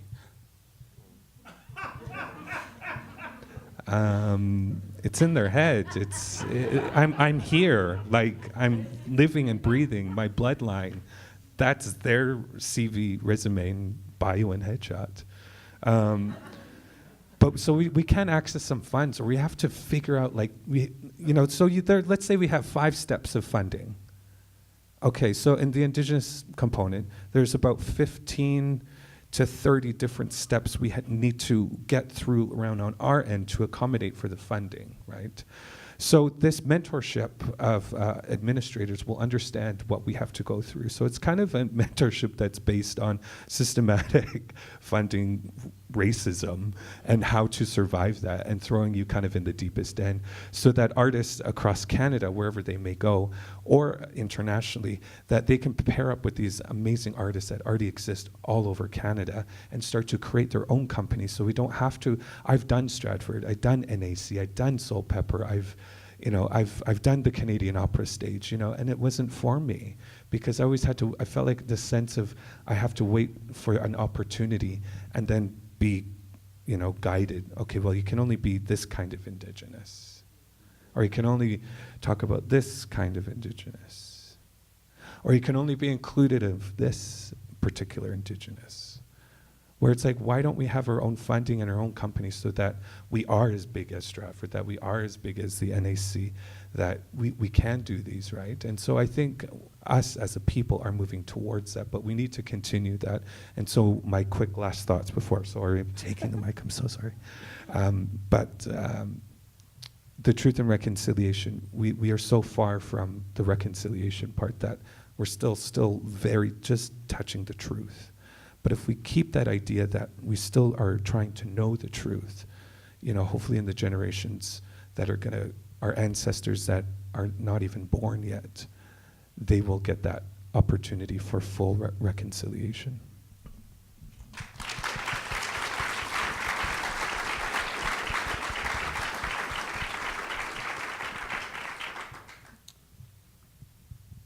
Still interested in the international thing, but we are running out of time, and I want to hear, there's a ton of anxiety. We talked about that at the beginning in the Calgary theatre community, and a lot of us are wrapped up in our own challenges, but the world is facing challenges. We're facing challenges, existential ones for the species, climate change, war, displacement, income disparities, you name it. Like every day there's more news about the challenges in the world. What do you think, like, you know, I think theater and the arts have and can play a role in speaking truth to power, in changing hearts and minds, in drawing attention to societal challenges. Do you think, you know, we can have the capacity in Calgary to look beyond sort of our own challenges to start or continue to play sort of that bigger social role in interrogating the existential problems facing us? Seeing nods, that's good. I could say a few words on Project 153X. How about Stafford or Jenna answer first, and then you tell us about that. I mean, for me, the answer is absolutely.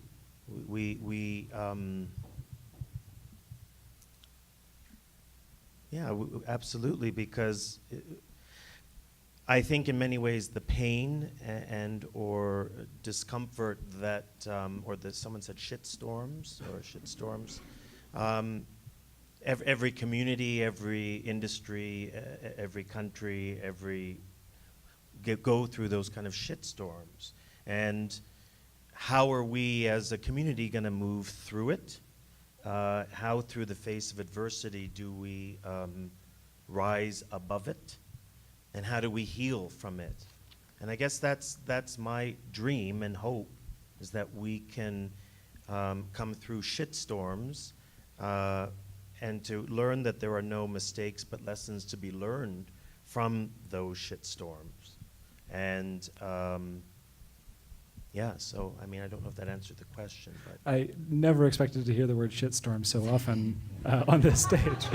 But yes, thank you. You have Well, I'm thinking about the tension between, like, your question, which is global in scale, and the idea of theater, which is very local in practice.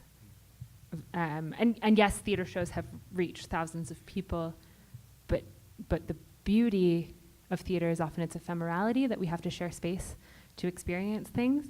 And I'm thinking of the words spoken to me by a Turkish playwright who just quit her PhD at U of T, named Denise Bazar, who hasn't had a Canadian production yet, but would love to have one. And she said she does theater because it is the best way to transpose an experience. And I think that really stuck with me, because in a globalized world where we can have information at our fingertips and open our browsers every day and see what's happening on the other side of the world if we care to, there are a lot of things, we have a lot of power and agency, and that is choice. And the choice is what we engage with and what we don't. And I think that resonates to me in terms of like my artistic practice, because we choose what we program, we choose what we put on stage, we choose what stories we want to tell, and there is power in curation, and that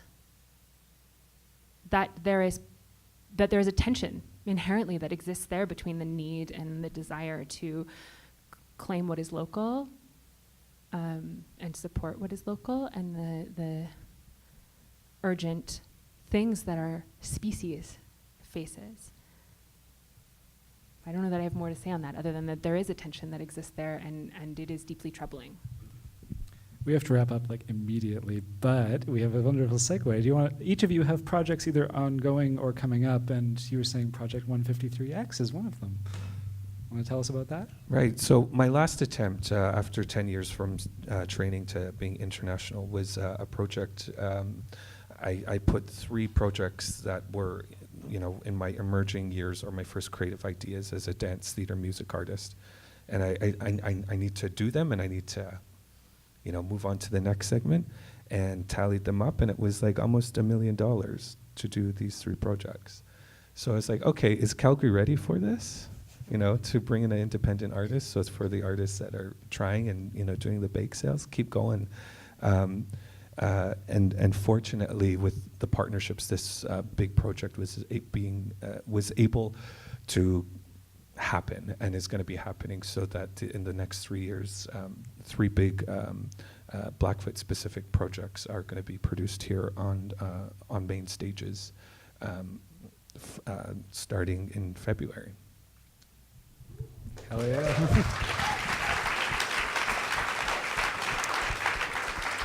Okay, and 10 seconds or less each, what are your shows coming up that everyone should go see? Winners and losers. Like, who goes first? Chromatic Theatre is producing Winners and Losers. There'll be an official launch, sometime soon when all of the producing partners are in the same city. Winners and Losers, which we took to Toronto, we will be premiering it in Calgary November 13th to 25th at the Engineered Air Theatre. So come check that out with producing partners Swallow Bicycle Theatre and the Arts Commons. And Honor Beat continues to play at Theatre Calgary. It's a new play written by Tara Bagan and directed by Michelle Thrush. And I'm in rehearsals right now for a new musical called Mary and Max.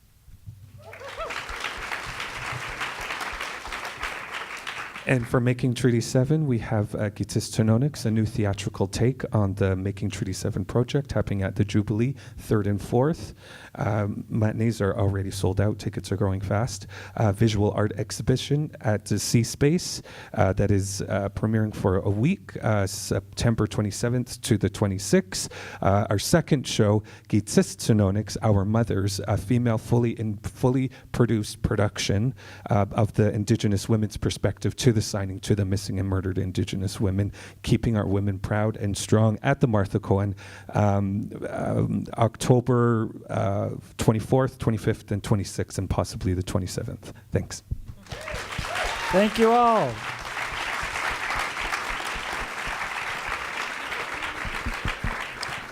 Thank you so much to Jenna Rogers, Justin Manyfingers, and Stafford Arima.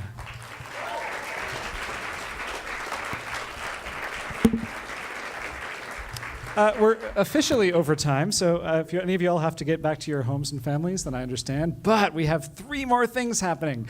Our second and final deliberate provocation of the evening is coming from 2 artists joining us from international arenas. We're going to first hear from Slimane Aldib, who is the co-founder and artistic director of the soon-to-be-launched Arab-Canadian theater Kawalis Act. Say some things. Slimane.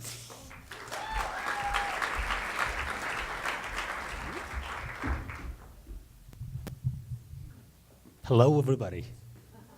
So my name is Slimane Aldib. I'm the co-founder and artistic director of Kawalis Act. Kawalis meaning in Arabic backstage. So Kawalis Act, the Arab Canadian theater. So I've been here 2 years and a half. I never spoke English before. I've done a lot of things. I know, like, I have 5 minutes, right? That's good. Okay. So when I first came to here, I was like thinking like to myself, there's a lot of thoughts about like Syrian refugees, and like when you hear like Syrian refugees, like oh my God, there's a lot of thoughts. So let's take that through it over there. Okay, there's another thing, like he is an artist. He's a writer, director, an actor, he's a professional photographer, he's blah, blah, blah. So don't judge a person from the first like scene or something. So you have like to know him exactly who is this person, and then after judge whatever you want. So until now we've done 4 production. The first one was called Jasmine. Play like most of them, it's about like the Syrian refugee journey, and I'm telling people and Canadian and everybody like what's happened exactly in Syria, and then after what's the point like there's a lot like Syrian refugees what they're like doing right now here in Calgary. Second one was Snatched from the Back with my sister Fat and Deep. She's around here. The second one, the third one, sorry, was The Opposite with Swallow Bicycle Theatre and Ignite Festival. That's the huge success for me. And SAG Theatre, Sage, okay, Sage Theatre. And the fourth one was with Fight, it's called Fight or Flight with Downstage Theatre and Center for Newcomer. There's a lot of things like going on in my head, but like I just want to thank like many people, like and the first people I want to thank first like lady, she her name Diane Godman. Just want to say thank you very much. She's the first person who noticed like Sleeman Al-Deeb in the town, really. Second person, Mark Hopkin. He done a lot of like things for me, so thank you very much. He's like was attending my plays and helped me directing the play, and even in Arabic. And he's like, do you understand anything, Mark? He's like, absolutely, yeah, it's amazing. And it's like,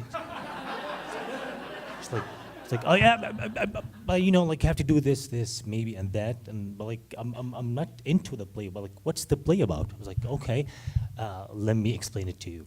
So like, thank you very much, like for your patience and everything.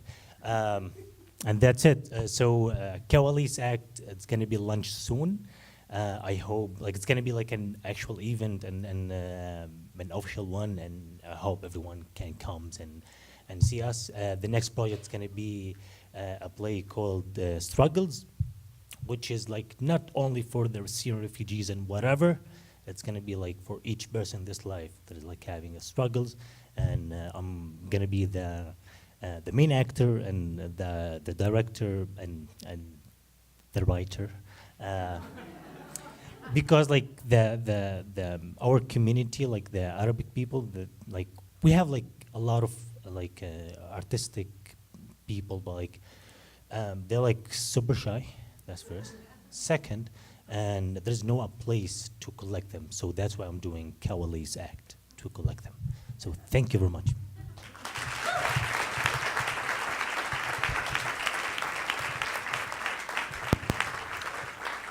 And Sleeman told me that The Opposite is going to have some return productions in October, November, something like that. So Yeah, maybe yes, maybe not. Not sure.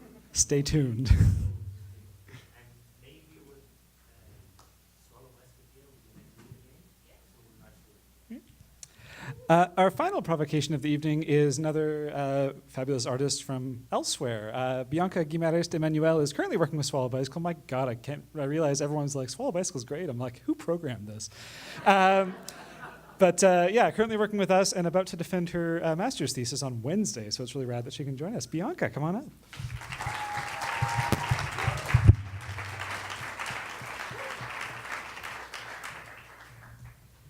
Hi, everyone.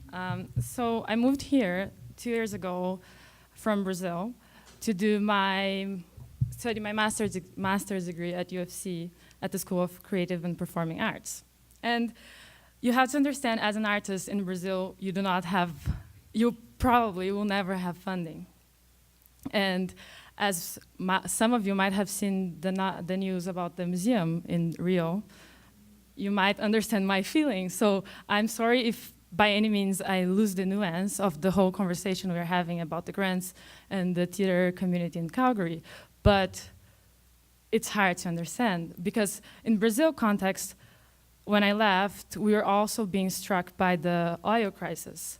But differently from Calgary, we were just recently, we had extinguished ourselves from the extreme poverty line, and because of the oil, we went back to below poverty level. And that was really hard to see because you would see on the streets and you suffer a huge amount of, you see and experience a huge amount of violence. And so we need to acknowledge that we are in the 4th most livable city of the world. And we need to acknowledge that our money is, Canadian dollars, is worth more than many money. In fact, doing an internship through a UFC and with Solar Bicycle, I'm making more money than many people of my family. So anyways, when I got here and I was working in the technical theater, was the program I was at, I was very confused and I could not understand the regional theater model.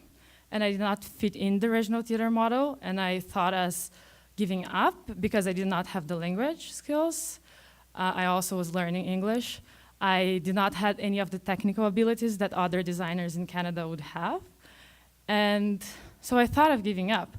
But I was very lucky to have 3 very important people to guide me through my process: Bruce Barton, April Vixel, and Bill Hansen. And specifically with Bill, who was my supervisor, many times I would sit at her office and I would be like, I want to give up. There is no possibility for the regional theater model allowing me to be the artist I am. And should listen to me and support me to speak up, even though my accent wasn't, my English wasn't perfect grammatically, and to feel confident about the point of view I was bringing to the table. And at certain moments, she got tired of listening to me to say, I want to give up, this won't work. And she started saying, okay, enough. Now I want you to tell me the strategies and how you can make holes on the wall. If you make holes on the wall, eventually the wall will fall off. And that was something that I think changed my perspective as an artist and allowed me to grow and to make network opportunities such as the internship that I'm doing with Solar Bicycle. So in that sense, well, all of that I want to share with you is that it is bad, it is bad what's happening, but a lot of other places in the world is as bad or worse than, so we need to acknowledge where we are. And instead of thinking, oh, there's no solutions, we should think of how to make cracks on the wall. That's it.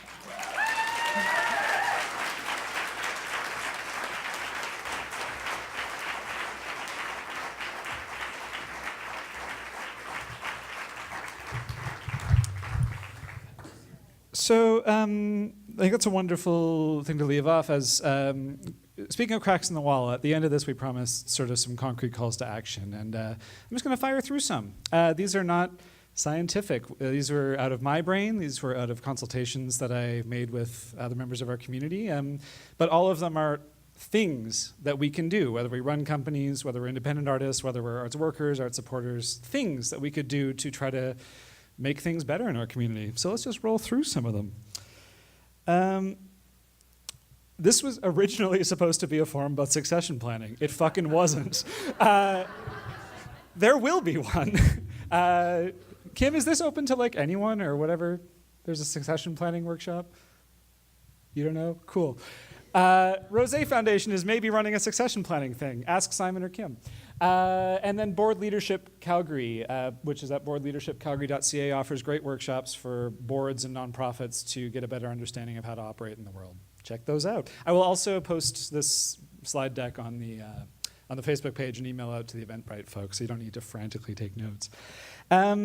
This was a provocation. Some of you know Jessie, who's the producer over at Citadel, and a few months ago she posted this. Hey, theater company leaders and board members, if you don't have a workplace harassment policy and reporting process, including to board or third-party disclosure, maybe you could get started on that. So, if you want to get started on that, there is the Not in Our Space initiative through PACT and Equity. It's a national anti-harassment and respectful workplace campaign, which you can see more information about at the PACT website. CART here in Calgary, Consent and Respect in Theatre, is a bunch of folks from like independent artists and from scrappy small companies that put this together to develop resources for, say, safe audition rooms, for reporting processes. They're trying to point to other resources that already exist, so please check them out. The Centre for Sexuality has the Calgary Gets Consent campaign, which includes a wide variety of workshops, including bystander training, and you can see a whole list at calgarygetsconsent.ca. To make our spaces more accessible, Inside Out Theatre, another scrappy small company, is doing wonderful work with the Good Hosts program. So if you have a show coming up, get in touch with them, because they have offers include relaxed performances, touch tours and audio descriptions, ASL interpretation, and they're super happy to work with us at rates that work for what we can afford to bring these possibilities to our theaters and performances. Truth and reconciliation, as Justin said, we really need to work on that truth part, but we need to continue to work on all of our relationships on this land. And as a starting point, if you haven't read the calls to action in the Truth and Reconciliation Commission of Canada, I believe there's 94 calls to action. Read them. And don't just read them, understand them, and see what you can do to incorporate them into your company or your practice. And there's actually also White Goose Flying, which was a report to Calgary City Council on the Indian Residential School Truth and Reconciliation process, which is meant to be directing a lot of the City of Calgary processes. So this is far from all the work we should be doing, but at least it's a starting point to understand what's possible. We talked a lot about equity, diversity, and inclusion this evening. There's, again, PACT has an initiative called All In, which is a National Equity, Diversity, and Inclusion Initiative. You can find information about that at the PACT website. Here in Calgary, AROC, the Anti-Racist Organizational Change Initiative, is out of CommunityWise, and they've developed a set of resources and toolkits for nonprofit organizations to work on anti-harassment, anti-racism, anti-oppression initiatives, which I'd highly recommend checking out. You can also, the Center for Newcomers offers cultural competency workshops for any organization, corporations, nonprofits. They can come in and help you understand what it means to work across cultures. And then we've mentioned ad nauseum this evening, Chromatic Theatre's YYC Theatre Stats. Make it easy for them. Like if you have a program, give it to them. Invite them into your shows. And they're doing this, as you heard, on a largely volunteer basis. So I think it might be uncomfortable to be like, hey, our show's all white. It's good to hear that and find that out. Hey, climate action. We are all going to die if we don't work on this. So if you haven't taken the time to look at the United Nations Sustainable Development Goals, please do. Holy crap. There's, I believe, 17 goals that you can dig into each of these that are on a wide variety of areas that can be implementable at a local level. So yeah, we're all stretched, but we're going to die. So pay attention. Locally, the Community Climate Hub is a really great resource for stuff happening in Alberta and in Calgary for different initiatives. So if you want to get more on the ground, Climate Hub is a great opportunity. Back into funding. We didn't really talk about funding that much. I mean, we talked about it a lot, but we could talk about it a lot more. We're at an interesting opportunity right now. At the municipal level in November or maybe December, City Council is going to be adopting the next 4-year budget, which is going to determine the priorities for all of their departments across the city. Creative Calgary is an interesting example of collaboration. When all sort of the cornerstones, the sponsorship dollars dried up, they grouped together and said, holy shit, we have no money. So they're doing a lot of work to try to advocate to City Hall and to Council and the committees to make sure that in that next budget we get an historic increase in municipal arts funding. So pay attention to what they're doing and to what Calgary Arts Development is doing, and at all levels, vote. And don't just vote, research. And vote for the school trustee. I know you don't care, but, well, some of you care deeply. Caitlin's here, right? Yeah, vote for the school trustee, vote for councillors, vote for MLAs, vote for MPs, because they're the ones who are ultimately making decisions about a lot of our public funding. We have lost a lot of our newspapers and magazines and reviewers, and the YY scene is trying to fill that gap. After Fast Forward folded and its urgent further urgent now with the folding of Swerve. They're trying to be sort of a hub for events listings and eventually reviews, commentary. First of all, they need your events. If you have an event coming up, email it to Carrie. That's her email address right there, and she will do her best to feature it in her calendar, maybe do an article about it. They need money. I'm currently a monthly donor through their Patreon. If you have any dollars to spare, it will really help them. Right now, they're largely doing it volunteer, and they'd like to be able to feed themselves. So donation's an option, and also advertising. Like, we need to advertise our stuff, right? So advertising with a local initiative trying to support our community is not the worst way to go. And then us. We have community co-responsibility to each other. Something like, go see things. And if you can afford to, pay for them. And if you're selling tickets, try to offer affordable options for those of us that can't afford them. We need to advocate for each other, so that might be nominating someone for an award, writing a letter of support, taking someone for coffee if you think they're interesting or if you want to learn from them or give them an opportunity. If you're hiring people, pay them. And it's worth familiarizing yourself with Calgary's living wage guidelines, which Vibrant Communities Calgary comes up with every 2 years. Right now, living wage in Calgary, which is what people need to sustain basic needs in the city, is $18.15 per hour, and that's under certain circumstances.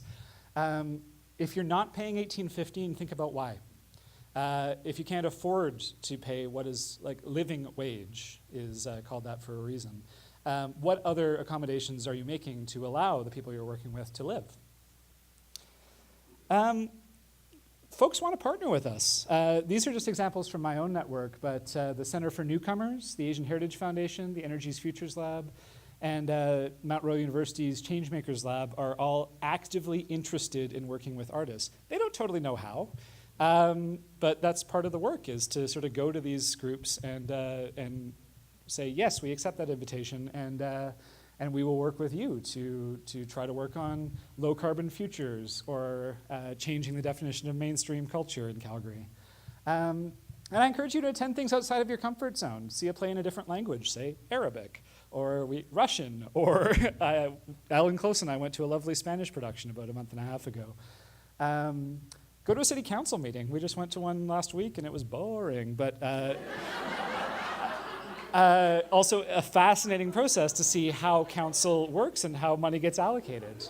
And we need to offer each other feedback and criticism on our art.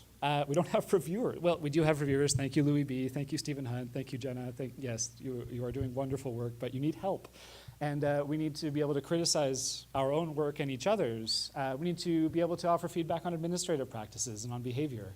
And we need to be able to receive feedback and criticism, and need to be able to engage in those dialogues in ways that are maybe uncomfortable, but we're not going to get anywhere if we don't have them. And then I encourage us all to be kind and provocative and take risks and kick ass. Thanks for coming.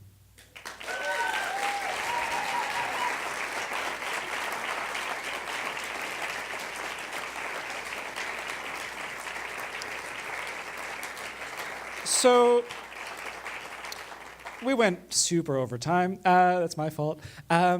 So again, I totally understand if you need to leave to your myriad of things, but you've heard from a lot of people up here talk, and everyone here is here because you give a shit, and you have things to share on your own. So if you can stick around, we're going to steal stuff right from the Downstage handbook, and for the next 20 minutes or so, I'm going to encourage you to get up and find one or two people you don't already know and talk to them about maybe stuff you heard up here tonight, about stuff you didn't hear and you're really pissed and you wish you had. And then we'll touch base in about 20 minutes. But if you aren't sticking around for that part, thank you for coming.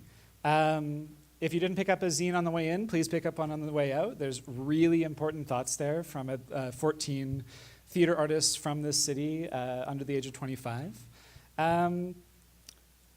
Yeah, and I'm really moved and touched that all of you gave up a Sunday evening to talk about the pressing issues of our weird and diverse and highly contested community. So thank you. If you have to leave, goodbye. If you're sticking around, talk to someone you don't know. Thanks.